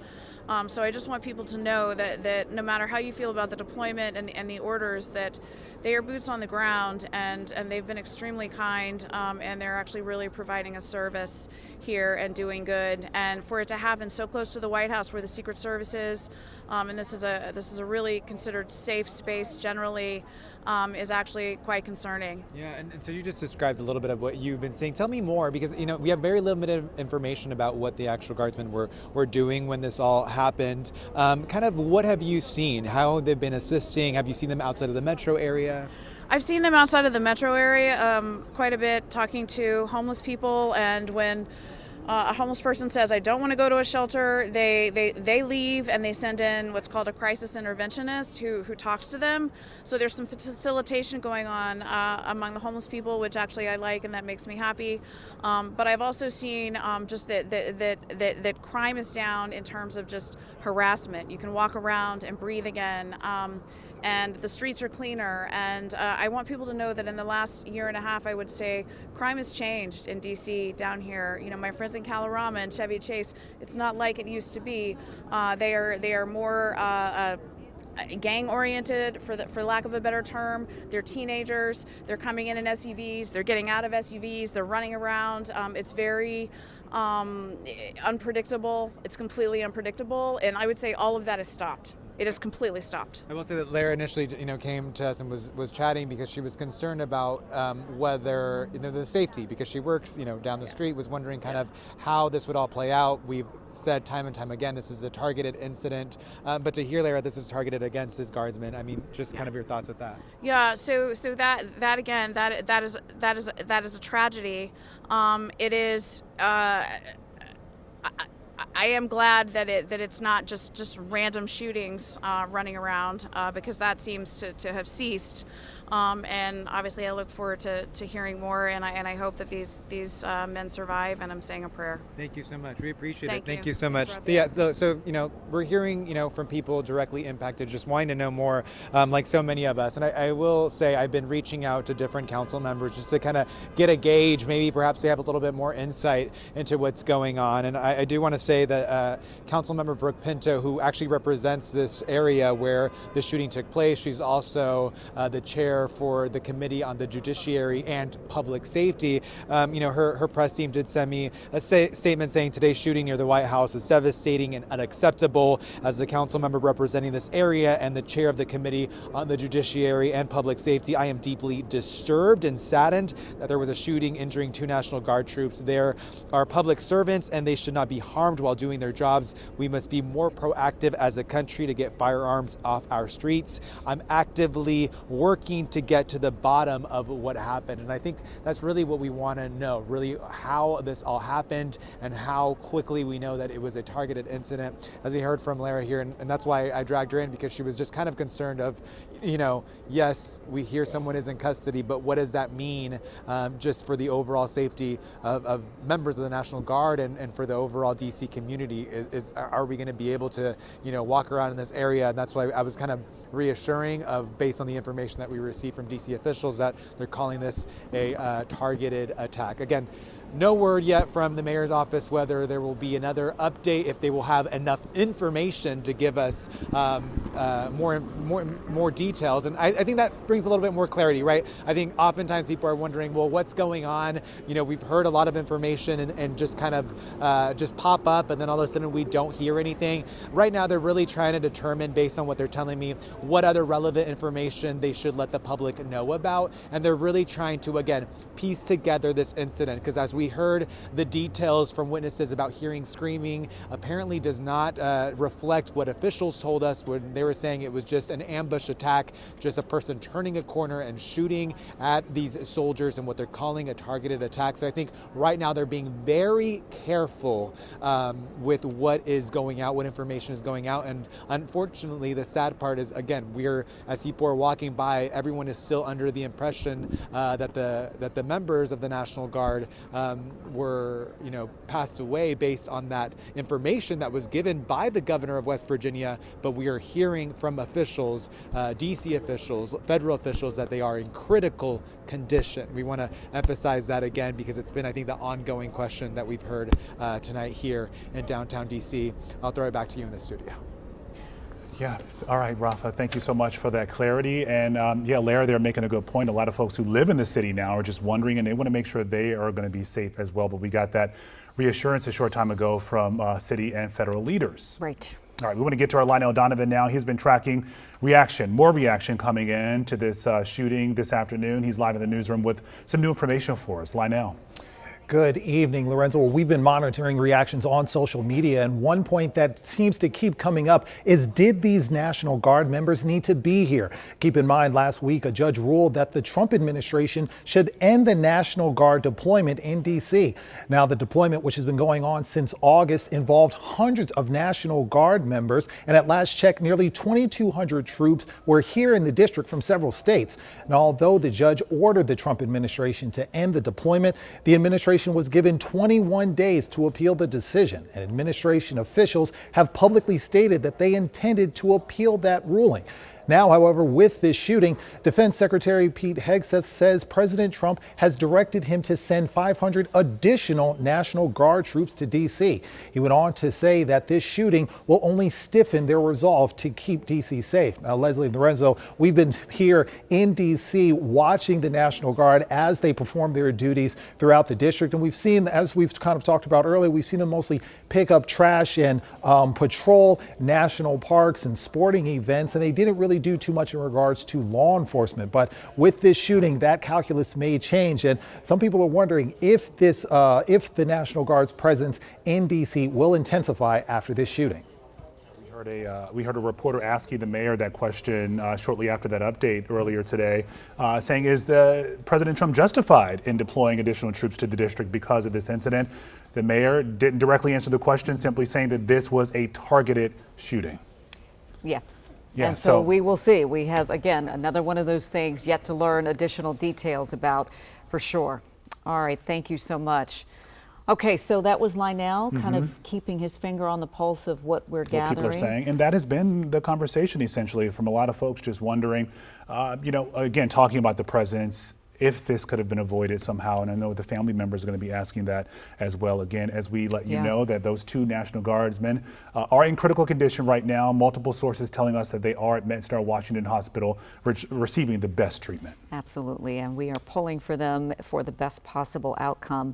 Right now, we are joined by phone by Chris Purdy. He is a U.S. Army National Guard veteran. He is the CEO of the Chamberlain Network. That's a nonprofit that mobilizes veterans to defend democracy through civic engagement, through education. He also led veteran advocacy at Human Rights First and served in Iraq in 2011. Chris, we thank you for joining us. Can you hear us? Yes, thank you for having me. Yeah, I guess, just you are an Army National Guard veteran, and this is the thing that nobody wants to happen, the worst possible thing that could happen. Can we just get your reaction to what we've learned about today? Yeah, this is, you're quite right, the worst possible thing that could happen. I mean, these are our folks, these service members who were in the West Virginia National Guard are just out doing their job, doing their duty. Many of them, don't want to be there. I was walking through U Street a couple weeks ago, and I ran into a staff sergeant, and I just said, "Hey, how are you finding D.C.?" And the first thing he said to me was, "Well, I just got married." There is a real sense in many of these Guard units that they have better things to do with their lives. They don't want to be here. They want law enforcement and local agencies to run D.C. And to see them targeted by this horrible actor is really a travesty. And my thoughts and prayers are with both the service members and their families as we go into the holiday. Yeah, and Chris, as you've been talking with some of the service members who have been deployed here to the district, what have they been telling you about sort of the climate? Did they feel like they were being targeted at all because of the political rhetoric and obviously the objection by some residents to them being here? I think that what we've been communicating to residents and to members of the National Guard that we all know that this is not the best use of their time, that they should be back home in their states and in their communities doing the jobs that they signed up to do. And so when I talk to members of the Guard, especially in D.C., they're wondering, why am I not at home? Why am I not back in Ohio? Why am I not back in my home district trying to get ready for snowstorms and for hurricanes and for wildfires?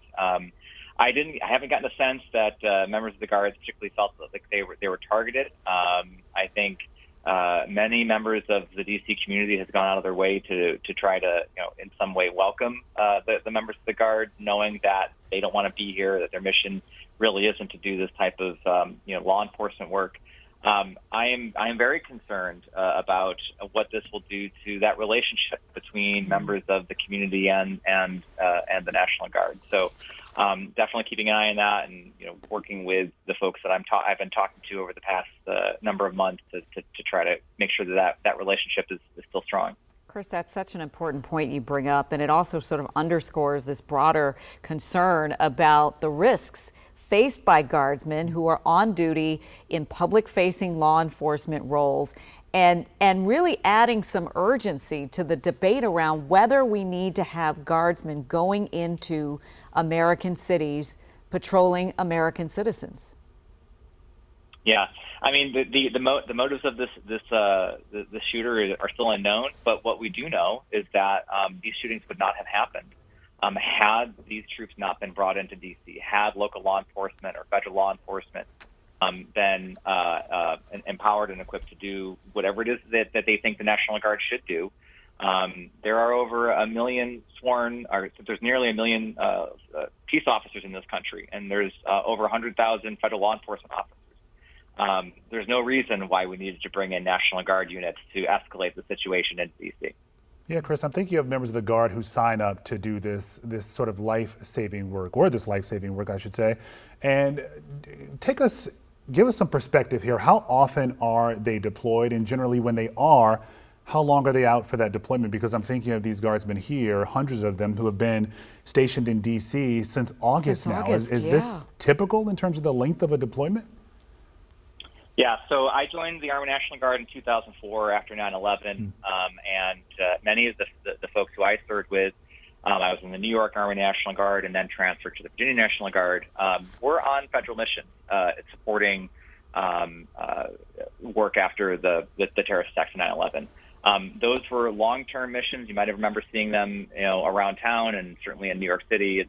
Many of them are still actually there. But the average tour for a domestic mission is quite limited.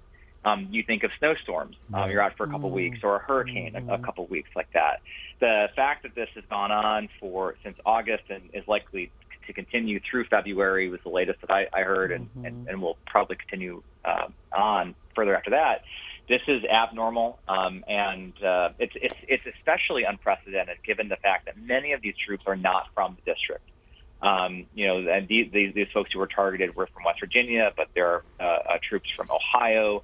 That is something that has never happened in I think in living memory, where you have out of state, out of district troops being brought in to an unfamiliar territory. And frankly, this is something that we have been warning about, is that when you have members of the military, members of the National Guard who come into a new environment, they're unfamiliar with the situation, there are lots of risks that are posed here, and which is why we say if you have a policing mission that you need to carry out in the district, it needs to be done by law enforcement. We cannot bring people from outside of D.C. to do that work here.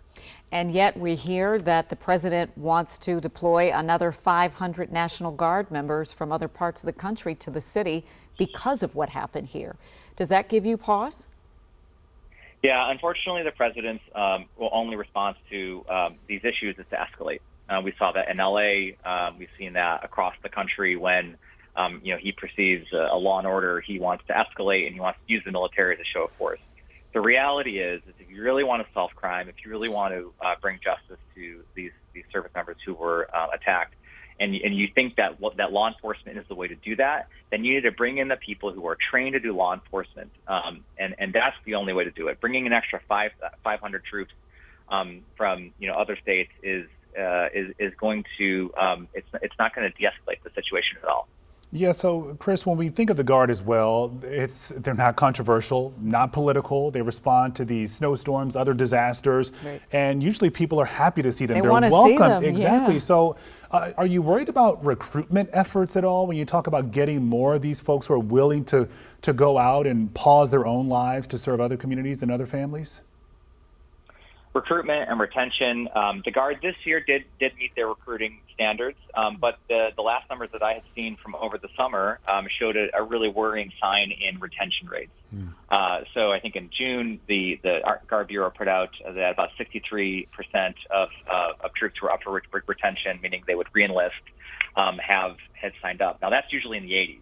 Wow. So we're very concerned, and we're going to keep an eye on the folks that the numbers that come out to see who's reenlisting.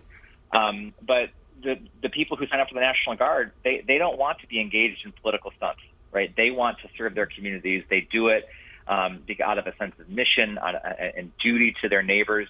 And if they wanted to do federal law enforcement work, they would have done that. The job applications are there. Many of these people are qualified to do that, but they didn't. They are our neighbors. They go to our churches. Their kids are at our soccer games. And we should be giving them every support that they need to do the work at home. Hey, Chris, we had a rather unusual situation unfold where we were told by the governor of West Virginia that these two National Guardsmen had tragically lost their lives. And then 22 minutes later, we found out that was not the case. There were questions about their conditions, and we know now that they are in critical condition. That was a jolt, certainly to us, for those of us who traffic in facts and want to make sure that we give out correct information. But there were also questions about notifications. Is there a chance that family members might have been told that their loved ones had perished, only to then have to be told that actually that wasn't correct in that time frame? I don't want to speculate on the notification process that had gone on. It seemed to me that this was rather quick. Obviously, National Guard units are pretty tight-knit. Many members of the National Guard came from the same towns, the same neighborhoods, they go to the same schools, so these people know each other quite well. So it would not be surprising to me that their units are doing everything that they can to ensure that families are getting the most accurate information as quickly as possible. Yeah, and Chris, before we let you go, just another question here. I wanted to find out, in terms of seeing their relatives, their family members, I believe it was you who mentioned that a guardsman mentioned getting married not too long ago. So how often are they cycled out? Do they get to go back home to see their relatives, or would these guardsmen have been stationed here since August without a chance to see their loved ones? My understanding is the vast majority of these troops have been here since August. Okay. I have not seen any real rotation schedule that would indicate otherwise. Well, Chris Purdy, we sure thank you for your time. We thank you for your service to our country that makes it possible for us to even have these kinds of conversations. And we are sure thinking of your National Guard brothers or sisters. No, tonight we don't actually know. Right. We are thinking of these National Guardsmen and their family and your extended families, because we know this touches all of you. Yeah. Well, thank you so much for the time. I appreciate it. Chris, All right, thank you. And at 6:01, for those of you just joining us, we should update you on what we've been following. It has been a really heartbreaking, devastating day here in the district. We're learning that two members of the National Guard were shot. They were ambushed, according to police, shortly after 2 o'clock today near Farragut Square in Northwest D.C. We know the suspect, who was also injured, has been captured. We know that there is a really tough assignment for the physicians who have to work so hard tonight to be hopefully able to give their families the notification that they are hoping for, the best outcome possible, that they are in critical condition, but they will survive and they will make it. But that is not clear yet. There is a really a valiant effort underway right now to try to save their lives. We've been told by multiple sources that the National Guardsmen have been taken to MedStar for that treatment. We were also told by sources that the suspect was taken to George Washington University. And we should mention, as we come out of that detail that you're sharing, police and law enforcement said this suspect ambushed those National Guardsmen, held a gun in the air, pointed at them, shot at them. Thankfully, there were National Guardsmen nearby that were able to subdue this suspect, and then law enforcement came and did the rest. It's not clear, though, who shot this suspect, whether those gunshots came from National Guardsmen or from law enforcement that responded. Yeah, and again, the question is still why. The suspect injured, presumably being questioned at this hour. We don't know the extent of their injuries or that suspect's injuries at this moment. But we do know, again, that the Guardsmen, they are in critical condition. Our Katie Lusso is at MedStar Washington Hospital in the district, where sources are telling us those Guardsmen were taken and are being treated. Katie, give us an update. What more are you hearing? Yeah, we're seeing a lot of activity out here as we speak. More SUVs, black SUVs are pulling up here. We saw a helicopter landing and then taking off, and a lot of police out here in the parking lot. Let's give you a look right now. These two black SUVs, we saw someone get out and rush inside. We've also seen National Guard members here, as well as federal law enforcement, local law enforcement. So a lot is going on. You can see there's actually some hospital staff out here as well, waiting for whoever apparently is arriving here to the hospital. So obviously a source telling us that both of the National Guard members who were shot were taken here to MedStar Washington Hospital Center, which, as we've talked about at length, really makes sense. This is a level 1 trauma center. They are capable of dealing with the type of injuries these 2 National Guard members are dealing with, gunshot wounds. Obviously, this is a trauma center that has helped patients who've been victims in 9/11 and other major medical crises. So they have the capability to treat these 2 National Guard members for the injuries, the extent of the injuries we believe they have based on what we are being told by law enforcement officials. So it is not clear exactly who has arrived here to the hospital, but just a ton of activity. You could see 2 hospital employees coming over to these SUVs. Not clear who is inside. We did see several other SUVs pulling up not too long ago. And shortly before that, we saw a slew of people arriving here to the hospital with law enforcement. You can see right now, actually, a member of the National Guard walking past us as we speak. So it is not clear exactly who has arrived here to the hospital, but we have just seen a ton of activity really start to unfold here in the last few minutes or so. So we're going to continue to keep an eye on what is going on out here. But obviously a very large police presence, lots of security. If you take a look right here directly in front of us, you can see a Secret Service officer is directing traffic through this parking lot. So they're trying to keep this area secure for whatever is going on inside right now and for whoever is arriving here to the hospital, where sources tell us that the 2 National Guard members were taken. We're going to keep trying to get more information for you and keeping an eye on who arrives here, and we will bring you updates as we get them. Leslie and Lorenzo. All right, thank you for those updates. You know, we know that the president is not here in Washington. He was in Florida. He ordered 500 troops to come here, and you just have to wonder if the president will actually come back to the city, given the extent of what's happened here today. We heard FBI Director Kash Patel saying they're going to treat this as 2 federal law enforcement officers were injured in this case. Again, they're in critical condition there. We are still waiting to find out. The big question a lot of folks have tonight is the why. Why this happened. We know what happened now based on the press conference a little earlier this evening, but a lot of people are still trying to wrap their minds around, one, why this would happen, and also you look at the timing of this as well. Yeah, Matt Gregory has been sort of getting the pulse, taking the pulse of people who have been talking about this all day. He was there from nearly the very beginning, talking to people who had heard something, saw something, and were beginning to process what had happened in front of them. Matt, what are you hearing now as we approach, 3-4 hours into this situation?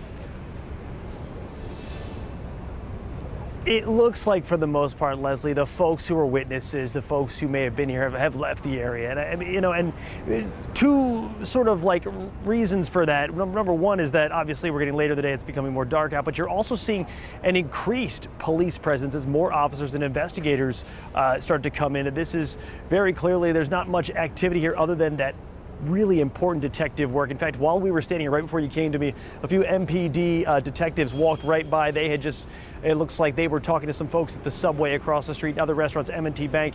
There's all sorts of different portions of this investigation that, like, you really have to go over with a fine-tooth comb. And one of the things we've seen over the last, I would say, 30 minutes or so is you can see off here at the corner of Farragut Square. This is right across from the metro stop here. There's now lights, floodlights that have been brought in. They're starting to bring in more floodlights. We're seeing increased lab work being done by some of our forensics teams over here, and we're seeing more federal and local interfacing going on together. But to reiterate, if you're just checking in and you have just kind of are just now beginning to hear the news, 2 National Guardsmen ambushed not far from Farragut West, shot by a suspect who was then subdued by other National Guardsmen and law enforcement and shot himself, and then taken to a nearby hospital. Sources are telling me that suspect is at George Washington Hospital, but the 2 National Guardsmen who are in critical condition, we're told from our sources, and you just heard Katie Lusso saying that based on the presence she's seeing at MedStar Washington Hospital Center, that is likely where the 2 National Guardsmen are right now. But one of the things I want to point out, and I'm off camera because it's helpful for you to be able to see the scene of all the different apparatuses that have been brought in, the mobile crime labs, as well as the different units. So what you're seeing right now is MPD is the lead, but they're working in tandem with a variety of federal agencies and other local agencies. Metro Transit Police, because this happened so close to a metro stop, is here. We're seeing Homeland Security, we're seeing ATF, FBI, Park Police, DEA. Everyone has sort of been brought to bear to find a way to at least move this investigation with some impetus pretty quickly through. And that's where, you know, earlier tonight when there was a press conference that was all those agencies, you heard from FBI Director Kash Patel talking about the importance of bringing all those resources to bear. And then you heard the mayor of Washington, D.C., Muriel Bowser, kind of reiterating and sort of echoing a similar point. Here's what they had to say about the work that needs to be done and about this tragedy tonight. Since this is an assault on a federal law enforcement officer, this will be treated at the federal level as an assault on a federal law enforcement officer. The FBI will lead out on that mission with our interagency partners, to include the Department of Homeland Security, Secret Service, ATF, DEA, and we're thankful for the mayor's assistance in this matter. The Metropolitan Police Department and their skills in investigating homicides and gun shootings in this city is exceptional. We will work together collaboratively because this is a matter of national security, because this is a matter of pride. President Trump has been informed. We've been in contact with the White House. We will shortchange the American public with no resources to make sure we find and safeguard our nation's capital right here in Washington, D.C., and bring anyone responsible for this heinous act of violence. And we join with the FBI director in ensuring that MPD investigates, the U.S. Attorney prosecutes this case to the fullest extent of the law. I've had the opportunity to brief U.S. Attorney General Pam Bondi, who was speaking to the president when I called, as well as the United States Attorney Pirro, who assured me that this case will have her office's complete attention. Yes, and when you hear them talking about that, this is what makes D.C., among many things, quite unique when it comes to any sort of law enforcement investigation, is that there are so many jurisdictions that converge on any street corner. So in this case, because this is a crime in D.C., not particularly on federal land, but close enough, MPD has taken the lead here. At least they are also the ones who have the most extensive work doing shootings. That's one of the things that, you know, we've covered for years now, has been, you know, just the work that MPD does in terms of homicides and shootings. But as you can see, this is what makes DC unique, but can also be difficult. It requires all those agencies and local partners to work together well, not step on each other's toes, and find a cohesive way to bring this investigation into a courtroom for the U.S. Attorney to take over. So that's what they're doing now, if you're wondering. You're seeing forensics teams go over evidence. You're seeing ballistics crews look over the shooting scene and what happened there. And you're also seeing that big floodlights are being brought in, because this has become more difficult as the sun has gone down to kind of put the scene back together and, you know, try to build back and figure out what happened, right? To recreate the scene, as it were. So what we know right now, just to kind of get the point across, is that we know 2 guardsmen, National Guardsmen, both from West Virginia, shot in critical condition. We're hearing from sources they've been taken to MedStar Washington Hospital. We also are hearing at the same time that the suspect was also injured. He was shot as well as a result of the National Guardsmen and law enforcement subduing him. And he was taken, according to our sources, to George Washington Hospital. And if you're wondering, you know, what was happening, we've been told this was a high visibility patrol, meaning that at the time the National Guardsmen were walking around with the idea of being seen so as to deter crime, not at all suspecting that this would actually incur an ambush, which is what police have described to us today, that they were ambushed. And that was when the suspect shot them. We're working to get more information. As you can see, it's going to become a night investigation as the lights are coming in, and more, not less, police are coming in to overview the scene, to kind of get an idea of all the witnesses that might be available, all the close all the cameras that might be available, as well as what we can tell from that, like old-fashioned police work, the forensics, the bullet casings, the fingerprints, all of these things, because that is what will be used to build the case against the suspect. Outside of Farragut Square, I'm Matt Gregory. Back to you guys in the studio. All right, Matt, thank you. Out on the scene from the daylight to the nightlight, giving us an indication of work still to come. Like Matt mentioned there, you know, we heard they had to have a suspect, but as he punctuated, you know, they have to make sure this case is buttoned up and they have everything to make their case and say this is the person who fired at these two National Guard members of the National Guard. We do know that the U.S. Attorney for D.C., Jeanine Pirro, tweeted just shortly after 4 o'clock saying she is in town and she's on her way to the scene to try and wrap her mind, get her hands on this as well. Yeah, we haven't seen her out No. there yet, but certainly there is a lot of work to do as they have to pull a lot of pieces together to move forward on this case. First things first, of course, making sure these National Guardsmen get the best care possible and have the best outcome possible. We're going to transition now over to Alexis Wainwright. She is outside of GW Hospital, where we believe, a source has told us, the suspect is being treated. And that's about all we've heard at this point. Alexis, is there more to share about the story at this point here? Well, Leslie, I can tell you we've been mentioning for a couple of hours now those little indicators as if the suspect is here at GW. No sources have confirmed other than that one initial source to us, but I can tell you we've been seeing a lot of activity with Secret Service here behind me. They've been going in and out of this emergency entrance that is right here on the side of GW's hospital. Now, one thing, just moments ago, we saw 2 more Secret Service members who came out, put something here in the vehicle, and then went right back inside. But about 15 to 20 minutes ago, I can tell you we saw about 6 different Secret Service members walk in together. They had on all of their gear initially, walking in to go inside that hospital. Meanwhile, while that was happening right here down the block, we also saw a couple of National Guard members. They were kind of standing in front of a van that was unmarked. So just, again, little indicators as if the suspect might be here at the hospital, but no other sources confirming it just yet. But if you take a look here outside, again, you can see a lot of activity. We are now seeing 3 more Secret Service members who have just parked their car right here in front of the emergency entrance. They're getting out, gathering some of their stuff, and now walking inside the hospital. So this is also a part of the process where we continue to see a lot of movement. We're waiting for officials to do more in this investigation because we're waiting for the identification of that suspect, right? This is the part of the process where they kind of gather together and get more information together before they release that information to us. But we can tell you that is what we have been seeing for the past 20 minutes or so. A lot of activity with Secret Service, and I'm going to take another look behind me now, and we can see some of them standing across the street.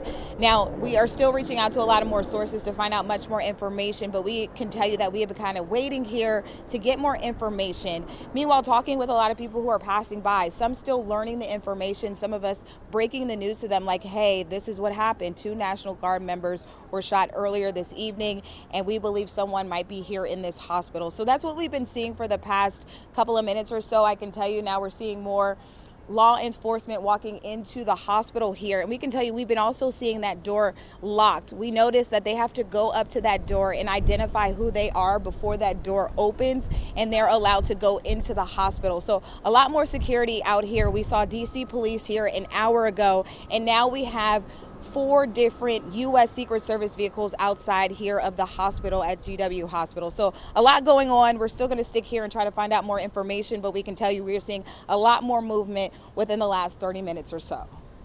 All right, Alexis, thank you. And obviously we have a source who said the suspect is there, but hospitals like GW, we know, have a history of accommodating secure transport and monitoring of people who are suspects in crimes, and law enforcement, they can even assign officers or units to actually maintain the custody while that suspect is receiving care. And police have a mandate to ensure that a suspect gets immediate care in a case like this, because they have to preserve the clothing, the bullets, all these things that can help them in the course of an investigation like this, where there is so much on the line. And they also want to protect the suspect as well in a situation like this, because we know oftentimes in situations like this, when you hear about law enforcement being targeted, in this case members of the National Guard, there may be some folks who want to retaliate. So they also want to make sure that this hospital is secure and the suspect is protected. And they need information from this suspect. They don't want this suspect's condition to change, which makes it harder for them to be able to answer the why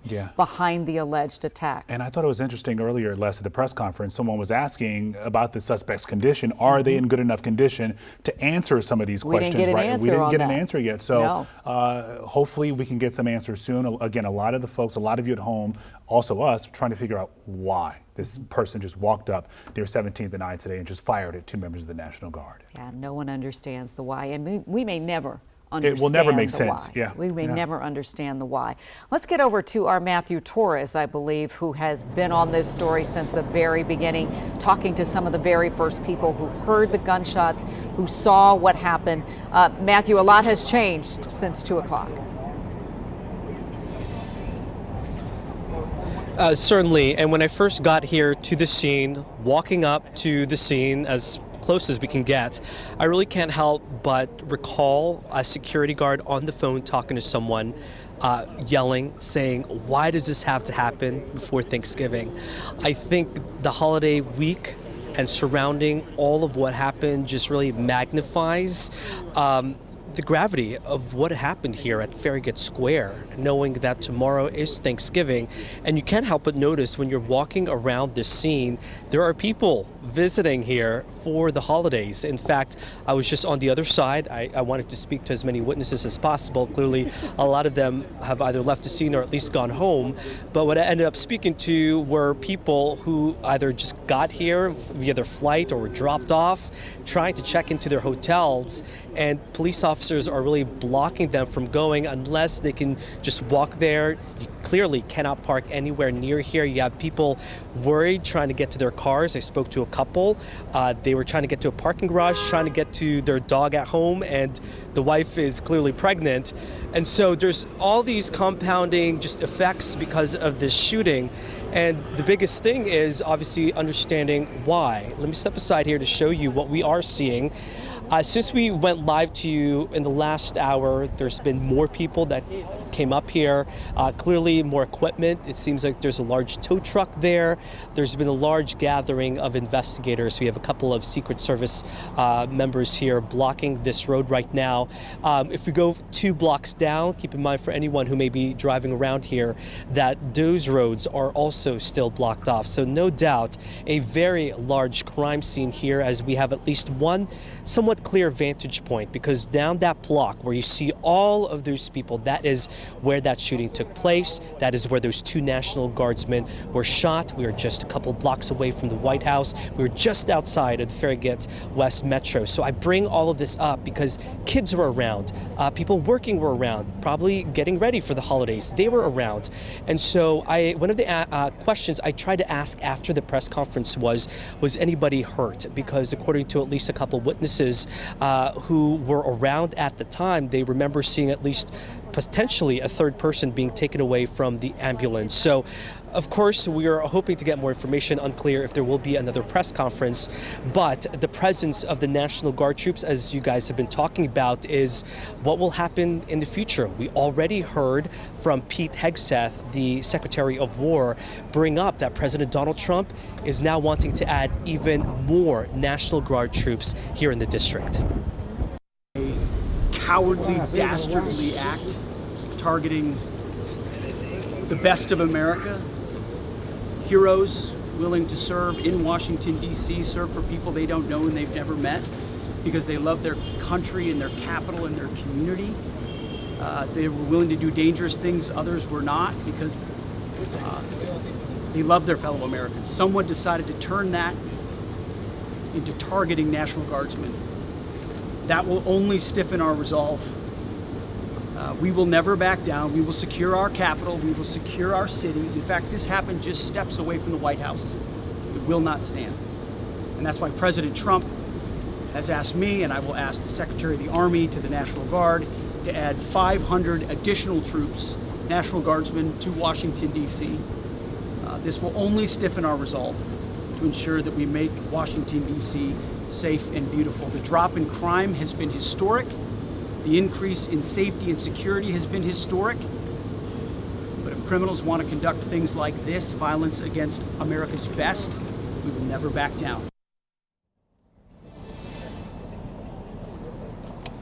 All right, we are moving our cameras here because we have police officers trying to get out of the way, trying to leave this scene.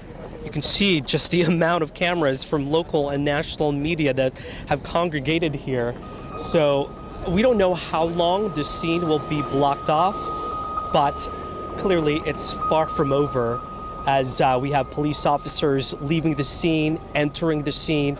This investigation is ongoing after those 2 National Guardsmen were shot near the White House. Guys. You mentioned, Matthew, yeah, this is far from over in terms of the investigation. A lot of folks are concerned about the 2 guardsmen who were shot as well. And also what happens after today, as you mentioned there with the Secretary of War, Defense Secretary Hegseth, talking about the president's request to send hundreds more National Guardsmen to the district to patrol the city. So it's a long night, but it could be some very long weeks and months to come as a result of what happened today. So we have been really kind of trying to give everybody a little bit of context for all the parts of this story, right? Happening the day before Thanksgiving, right? Targeting National Guards members who, by all accounts, didn't even have a chance to defend themselves because, as law enforcement told us, the suspect appeared to target, and they could see he was the only person there. He held the gun up, he shot directly at these guardsmen, and this pierced the skies and the sound and really the heart of the city today on a day where we were all focused on family and gratitude and being together. And so now we're all thinking of 2 other families who aren't sure whether that will be the case. Yeah, and we know that these 2 guardsmen at the time, right there at 17th and I Streets in Northwest near Farragut Square Park, typically on a day like this, you would think that downtown D.C. is deserted. A lot of folks are off from work, perhaps, and tourists just aren't in the city. They're elsewhere. But on this particular day, a nice day in the district, we know that a lot of people were in that area at the time, and that's probably why the National Guardsmen were patrolling that area, because there were going to be a lot of people there at the time. They were simply following their orders, patrolling the streets at the time, when, yes, this suspect just walked up and fired 2 shots at these guardsmen. Rare day in Washington in November, late November, where we're temperatures in the 70s, right, in some places, which would be a natural sort of gravitational pull for people to just be outside. And so it's amazing that there weren't more people hurt as a result of this, given all of the things that we've just talked about. The most important thing to know is that there are 2 National Guardsmen from West Virginia who are in a fight to survive tonight with critical injuries as a result of being targeted by what has been described as a lone gunman who took a gun, aimed their way, and hit them. Yeah, just ambushed those 2 guardsmen. We want to get to our Rafael Sanchez Cruz now. He has been out there not too far away from where this all took place today, talking with some of our neighbors who are rightfully concerned about their safety and also what happens next, and these 2 guardsmen as well. Rafa, what are you hearing from folks out there? Yeah, Lorenzo, slowly we've been seeing people who were in the blocked off area slowly coming out. Some saying they were staying in hotels, some saying they were at work, and now they're being allowed to kind of come out. We've been chatting with some people. I spoke to 2 foreign students who say they stay at a hotel that's not far from where the shooting took place. And I was kind of just walking them through that scenario, and they were kind of just stunned to hear what had happened. And everyone's first question is, how are these 2 members of the National Guard doing? And of course, that's a question that we all have tonight. But people are just kind of sharing their sentiment. But we were talking, yes, it is a holiday. It seems that usually a lot of people aren't in DC, but we actually have a lot of people staying in the nearby hotels for the holiday. So they're kind of, some are not being allowed to enter, but they are being allowed to exit slowly. And those who do work in this area were telling me, as we heard from Lara earlier, who was saying, look, they were outside the metro stops. It made me feel a little bit more comfortable. Just having those extra eyes and that visibility gave people some peace. So hearing the news of what happened of the shooting, obviously hitting hard for a lot of people. And I guess a lot of the people just also still grappling with the details of 500 additional National Guard troops and wondering how they will be deployed into the city and how they will be strategically used. Common question that we're getting: were the 2 guardsmen who were shot today, were they carrying guns? As according to what officials told us, they were armed. And other people are just wondering, well, how will this change the landscape of the downtown area? Will they concentrate the additional troops in this area? We still don't know. I've been reaching out to city officials and sources there. They're telling me that right now it doesn't seem like there will be any press update. I will say U.S. Attorney Jeanine Pirro is supposed to be on scene. I saw her staff members arrive early into the scene and kind of trying to assess the situation. It's possible that we will hear from her. We know that she does provide continuous updates and availability for the news to kind of keep us up to date, more than just knowing that they will go to the furthest extent of the law on this case. But I'm wondering if right now we'll get any indication whether we have any sound, because, as the conversation here in D.C. has been continuing regarding the presence of the National Guard, there's been the conversation of will they be participating in police enforcement? What is their role? Are they trained?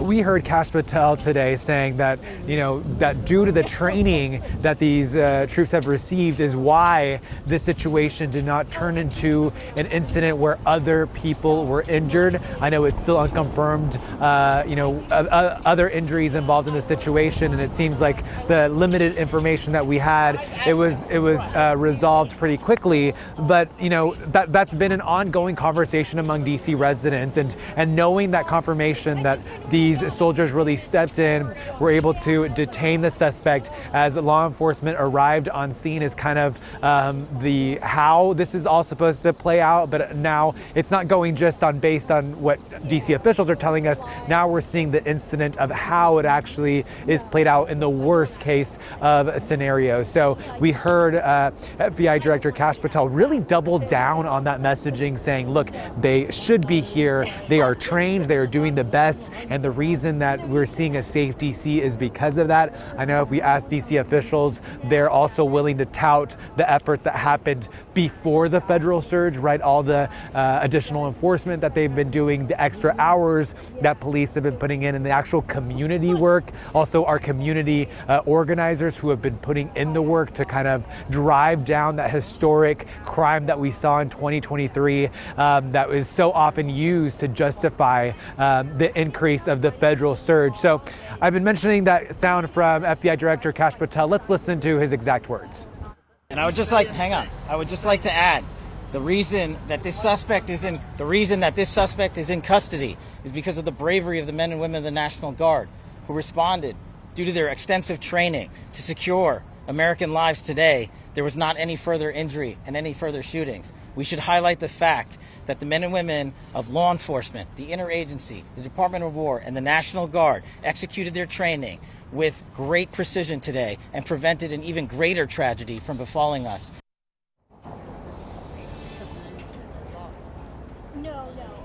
Look, after weeks of hearing from DC residents who shared their concerns, I think it would be good to hear kind of how all this played out to put people at ease, because as we've been talking about this, there's a lot of mixed emotions regarding this incident, especially when you talk to DC residents who have just seeing this all play out in DC with the federal surge, post-federal surge. So I think it'd be interesting to kind of hear how this incident all played out and seeing how the National Guard and the local police and the federal police all kind of played in a role in this. We're expected to potentially get more of those details, and I'm sure colleagues will be following up on to kind of map out how this all happened. But again, just DC residents that have been walking by, just sharing their concerns of, well, how will the additional resources be used? And I'm sure it's a question that we all have right now. I'll toss it back to you. Okay, Rafa, thank you for that update. All right, we want to bring back in Chris Purdy, who we talked with earlier in the hour. He is an Army National Guard veteran. He is the CEO of the Chamberlain Network, and he served in Iraq back in 2011. We thank you, as always, for your service, Chris, both to our nation and to us, helping us to understand a bit more about the contours of this.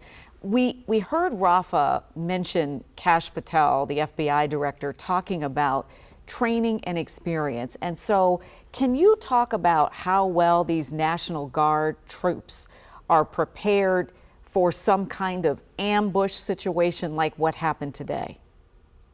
Yeah, thanks for having me on again. So the National Guard is a professional force. I understand that a lot of people think that it's 1 week in a month, 2 weeks a year. But the reality is that over the last 25 years, the National Guard has been really transformed into a very professional, force that is now deploying at rates that are as high as it was in 2008 and 2009 during the surge in Iraq and Afghanistan. So these are people who understand, what combat is, understand what training is. But the reality is they are not in combat. They have been called into DC to do a mission that many of them don't agree with, and so you see a lot of these folks. They're walking around. They look bored. They're doing kind of menial tasks, and this would come as a surprise to many members of the National Guard. I certainly wouldn't have expected it if I was on a mission like this. And so while the Guard is professional, it's horrifying that this attack happened. I'm grateful for members of law enforcement and the National Guard members who subdued the suspect. But I just want to reiterate that had this deployment not happened, the shooting wouldn't have happened. So those two things they can't be the same. Yeah, and Chris, you mentioned this is a different type of mission. So take us to the moments before 2:15, before this ambush today. What would the day have been like for these National Guardsmen from the beginning up until this moment? Sure. So these are folks that have set areas of patrol. They're walking around in small teams, and they get their orders from their commanding officer, and usually, while I'm not entirely privy to the West Virginia National Guard's operating standards, but there usually is some sort of threat brief if something is coming up. So these are people who take their environment seriously.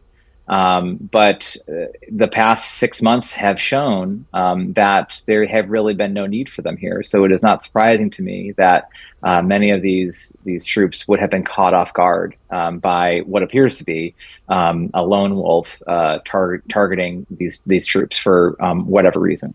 How would this kind of targeted attack impact the morale? I mean, you talked about a group of people who already don't necessarily want to be here, and they may not agree with their mission, but they do what they are told to do.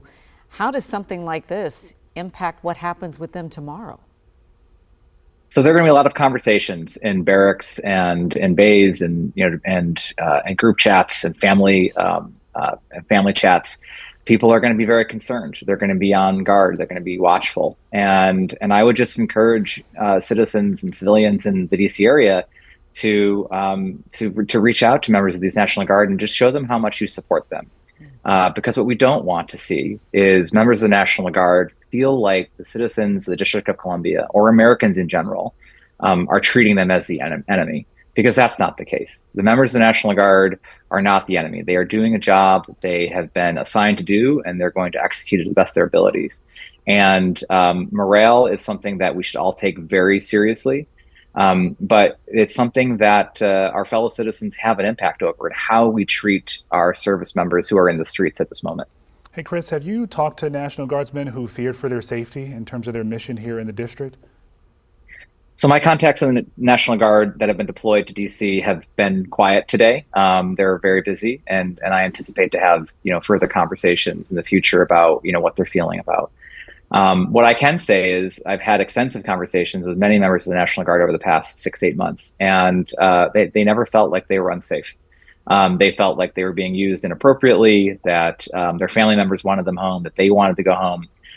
But they never felt really that the public was a threat to them. And so it's really important that the public understands that these National Guard troops are their neighbors. And they want to serve the community just as much as a police officer or a firefighter or a postman. And so we should be treating them with as much respect and dignity as we give every other profession that serves their community. Another 500 National Guardsmen are going to be on their way here to this city very soon. What lessons can we learn from what happened today? So as I mentioned earlier, this is a pattern of escalation that this president likes to engage in whenever there is a threat, instead of responding with probably the most effective solution, which would have been empowering local law enforcement, be it federal or DC, to do their job. Bringing in more troops is going to be seen as an escalation. And what I would encourage those troops who are coming in is to think about their mission. Their mission really is to be as respectful as possible to the members of DC, to the citizens of DC.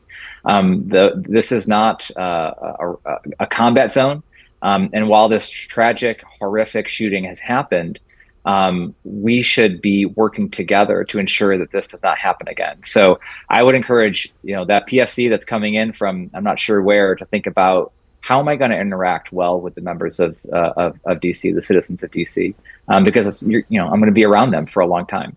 Yeah, we know that the National Guard, as of late, has been politicized. Their presence has been controversial. For folks at home who are not familiar with the typical duties of the National Guard, can you tell us what a typical tour or a typical mission is like, and how long that typically lasts? Sure. So it varies depending on the type of mission. It can vary anywhere up to a couple days if there's a snowstorm, up to a year or two in federal service. There were, in the height of the surge in Iraq and Afghanistan, there were some National Guard units that were out for 16 or 18 months. So that was a long time. Those types of tours are well in the past, thankfully.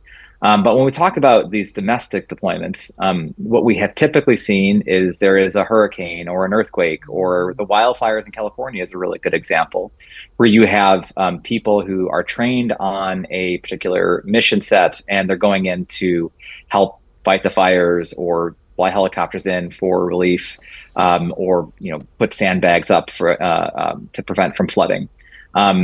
Unfortunately, the members of the members of the National Guard generally that have come to DC are not entirely trained in law enforcement, and that's why it's so inappropriate to have them in the district. What we have seen are members of military police companies, which is a different type of policing than civilian law enforcement. Infantry companies, folks you would mostly see, in combat. What we would really encourage is all of these troops go home. And the president should be empowering local law enforcement to do their jobs. Well, Chris Purdy, we thank you for your service. We thank you for your insights, and we hope we can continue to lean on you for more conversations like this one as we try to understand what happened and what's next. Yeah. Chris, thank you. And happy Thanksgiving to your family, too. Thanks so much. Brothers and sisters in the days ahead. All right, let's get back to our Matt Gregory now, who has an update on where the investigation stands. Matt's been out there shortly after, since this began, shortly after 2 o'clock today. Matt, what more can you tell us about what's happening where you are? Yeah, I mean, the investigation is obviously growing. This is one of the things we were talking about, is that while, the streets are opening up around the area, we do see more law enforcement coming into the area to Farragut Square and areas around it as they continue the investigation. Moving back and looking over here, again, you can see the floodlights have come in, and this is quite important because this is what you need. If you're going to be doing an investigation in the dark, you need lights to see everything. Again, if I haven't said it or you haven't heard me say, one of the things they are looking at, police, are the forensic evidence, which is everything from fingerprints, right, to where the gun might be if they found the gun. We still don't have any report from police on whether or not they found the gun used in the shooting. They're also looking over closed circuit camera, right? So any sort of like security cameras in the area. We've seen MPD detectives walking around to the businesses. I mean, you need all of that because what you're doing is recreating the scene, and then to ascribe motive in addition to, whatever you're going to hear from witnesses or what the National Guardsmen will tell police. You're also looking for the actual gunfire in terms of like looking at the bullet casings and comparing that to the gun. Was this gun used in any other crimes? That's another thing they'll be able to tell from the forensic evidence. Now, I'm not saying there are, I'm just saying that is one of the things you'll be able to see, or at least investigators will be able to see. This is not drawn down at all in terms of the police presence in the area around 17th and I Street, which is right where it happened. But again, to reiterate, 2 National Guardsmen in critical condition after being ambushed near the Farragut West Metro stop. Both hit, rushed to the nearby hospital. We're told that they were flown there, this is through our sources, to MedStar Washington Hospital Center, which is up sort of in the we'll call it the park, the it's almost near, it's very much, near Howard University. I'm trying to work my head around, guys, as I'm looking through the scene and trying to do this. And the other part is that the suspect was also injured. We heard this from police. He was injured in the shooting as well. By law enforcement. We don't know whether it was law enforcement or National Guards officers who are armed who shot the suspect. He was taken to GW Hospital. Our sources are telling us that as well. So we're working to get that. Now, there will be another update. You know, it's hard to tell when these things will happen, but since this is an effort by both local and federal, it's going to take all of them to get together and kind of bring us the latest information. But we're told at some point, we're thinking around 8 o'clock, the U.S. Attorney for the District of Columbia, Jeanine Pirro, will be speaking, and then we might know a better idea of which way this investigation is going to go, because number one, it's a shooting at this point, but should those guardsmen die, this would become a homicide case, and that will change significantly, could turn into murder charges.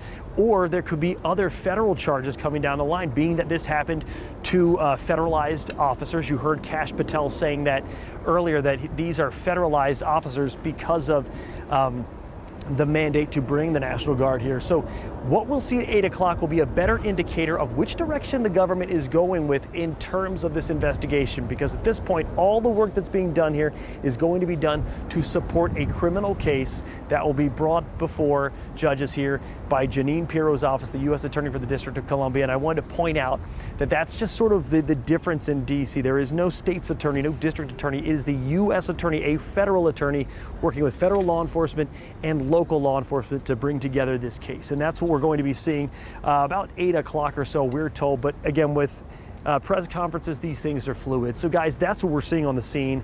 That's sort of an idea of where the investigation is going to head to.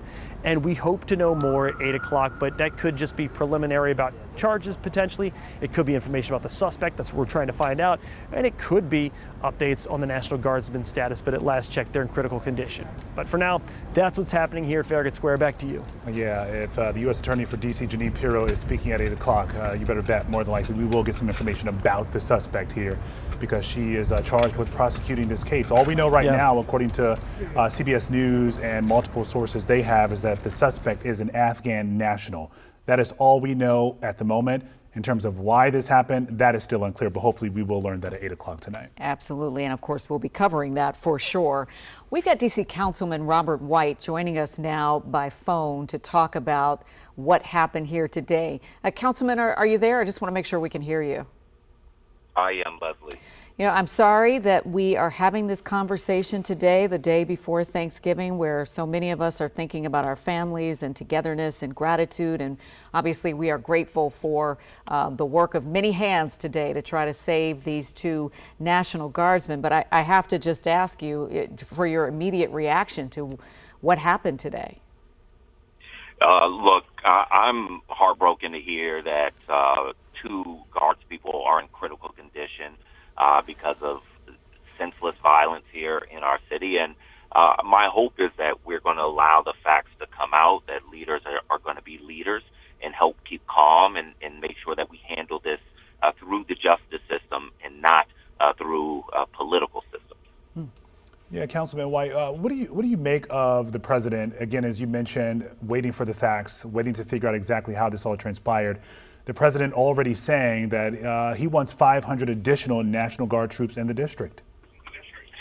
Look, that's unfortunately not going to help us. What many of us have worried about is making the District of Columbia the scene for national political fights, because we live here. And we know what happens when you saturate any place. You increase the temperature. And so we don't want things like this to happen. I hope the president will let the facts come out, think through what is actually going to calm this situation and get us to a place of peace and not do things that will escalate. Are you concerned that this new deployment could actually have some unintended consequences for residents? I think all of this has consequences on residents, and many local officials say that. We warn about that as these things begin to play out. It's why D.C. residents do not want to be, the playground for national politics. But what is important right now is to urge elected officials to stay centered on the facts, compassion, including the fact that 2 people are fighting for their lives instead of going to spend Thanksgiving with their family, and praying for the folks who are fighting for their lives right now. Councilman, what do you say to folks? You know, we've had this picture painted by the president for a while now that D.C. is not safe. You're talking about a day before Thanksgiving, and we're not only covering this, but this is making international headlines. International that 2 headlines. members of the National Guard were shot in the district. What do you say to people who worry for their safety, fear for their safety in D.C.? I mean, we all fear for safety, and I think everyone is of the same mind and heart that our first thoughts are compassion for the people who are struggling for their lives right now, and their families who are worried about them, wondering if they'll be around for Thanksgiving. This is not a time for politics or proving points. This was a result of military presence in the city, and it's not something that we want to escalate. So I want leaders to be leaders, help keep calm, and deal with this appropriately. Councilman White, we know that 500 additional National Guardsmen are headed to the city, and I wonder what your message is for them. What message do you want to send to the National Guard and to members of the community? I want all of us to know that right now the most important thing is safety, keeping peace, and restoring civility. And anyone not moving in that direction is inciting more violence. So I just want us to all be united in lowering the temperature in a time where there's a lot of tension and anxiety. Yeah, Councilman, as a leader in this city, a lot of folks are obviously turning to you for answers and reassurance as well. So what are the next steps for you? What sort of action do you take from this point moving forward? I'm going to stay plugged in with the mayor, the chief of police, and the attorney general, and other city leaders to make sure we understand what's happening. The facts have continued to change a lot in this, so I'm going to stay plugged into the facts and with other officials and make sure that from here in D.C. We see more calm and not more unrest. We sure hope those 2 words stay with everyone who hears them from you, calm and not unrest. Councilman Robert White, thank you for your time, thinking of your family on this day before Thanksgiving, and certainly the families of those 2 National Guardsmen who are fighting to make it to see their families hopefully another day. Yes. Thank you both. Thank you. All right, we want to get back out to our Matthew Torres now, who has an update on the investigation. As of 6:50 on this Wednesday night, we can tell you that, again, these 2 National Guardsmen, they are in critical condition. Sources have told us that they're at MedStar Washington Hospital. The suspect is at GW Hospital in D.C. That person was also injured in this shooting today. Matthew, so what's happening where you are? The last time we saw you, there was still a significant police presence. Yeah, it's still very much so, to the point that we are having to step out of the way once again as police officers are making their way in and out of this active scene here right now. And so you can tell we have park police leaving this area. We have Secret Service out here as well, transit police down there. And so as we get our photographer set up here once again, I want him to zoom all the way in again. You can see all of the lights there, all of the people gathering as they continue to investigate what happened here just around 2:15 this afternoon. There's also a large tow truck there, unclear exactly what that is being used for. But as we talk with people around here right now, it's really a lot of local and national media and international media outlets covering what has happened here. But no doubt, from witnesses we spoke to earlier, they are very much stunned, really taken aback, knowing that 2 National Guardsmen were shot near the White House in what appears to be an ambush attack. Their number one question, our number one question, is exactly why. What is the motive behind this? FBI Director Kash Patel says that was still too early to really provide. They could not provide really the reason as far as what kind of even weapon was used in this, but so far we understand that there was only lone gunman in this situation, according to authorities, turning around the corner and then shooting at these National Guardsmen. When we first arrived here at the scene, there was a group of other National Guards members. Unclear if they were there, but they were really trying to guard the scene despite what happened to their comrades. Those National Guardsmen are from West Virginia. As we reported earlier, there was a little bit of confusion from the West Virginia governor at first saying that they passed away, but then eventually retracting it because of conflicting information. So at this hour, we know they remain at critical condition. So exactly where that happened is just on the other side of Farragut Square, just outside of the Farragut West Metro stop. Again, we're only about a couple blocks away from the White House, only intensifying the concerns of security and safety here, as we have also been reporting that President Donald Trump has now requested for 500 more National Guard troops to make their way here to D.C. as a result of what happened here at 2:15 this afternoon, just before Thanksgiving, as according to witnesses, as kids and adults were out and about, really running away from the scene as soon as gunshots erupted. One of them really screaming. They said one of them could be heard screaming, "Help, help, help," as they heard multiple gunshots ring out in this area. Guys? All right, Matthew, thank you. We thank you for your reporting today, really all day long since the very beginning when we heard those first gunshots ring out. And Matthew was one of the first to talk to some of the people who were just starting to hear what we now know has evolved into this really tragic situation where we are hoping against hope that 2 National Guardsmen from West Virginia, who have likely been here since August, are now fighting for their lives, after they were ambushed, police say, by a lone gunman that sources have told CBS News, and we have just shared with you, is believed to be an Afghan national. And that is all we know at this point about this person's identity. We know the person was seen on video holding up a firearm of some sort, aiming it toward these National Guardsmen who likely did not even see this coming. They luckily had some other National Guardsmen nearby who were able to subdue this gunman, and then law enforcement arrived. Yeah, I keep thinking about how this day started for these members of the National Guard on patrol in this city since mid-August, following their orders. And an unusually warm day in the district, they are outside patrolling, so you can only imagine they were relishing this relatively beautiful day weather-wise.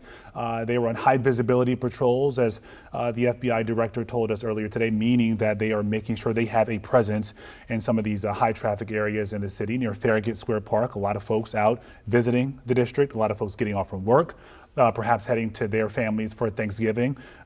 These guardsmen were just here. Again, they were going to be here for the holidays, and then shortly before 2:15 today, their lives have no doubt changed forever. Their lives changed forever, and the family members of them have changed forever. And also, you know, I'm thinking about the guardsmen who happened to be there with their fellow service members who were there in their time of need, who had to do all they could to try and help to save their fellow guardsmen. You know, we heard from Chris Purdy that this is a professional unit, that they train for this, but no one emerges thinking that they're going to be in a combat zone in a city the day before Thanksgiving. As we're all thinking about gratitude and our families, I can only imagine, as you mentioned, they were probably thinking about the very same thing, when they will be able to reunite with their families. It takes on new meaning tonight when we think about all that has transpired between then and now. And I thought it was interesting what Chris mentioned earlier. They've been patrolling the cities and the streets of D.C.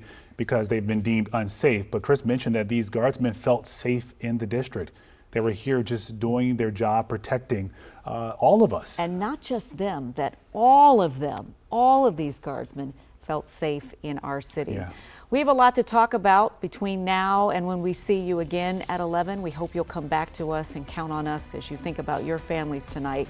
We're here to make sure you know what's going on, and we hope you'll be thinking about these guardsmen tonight. We'll see you soon.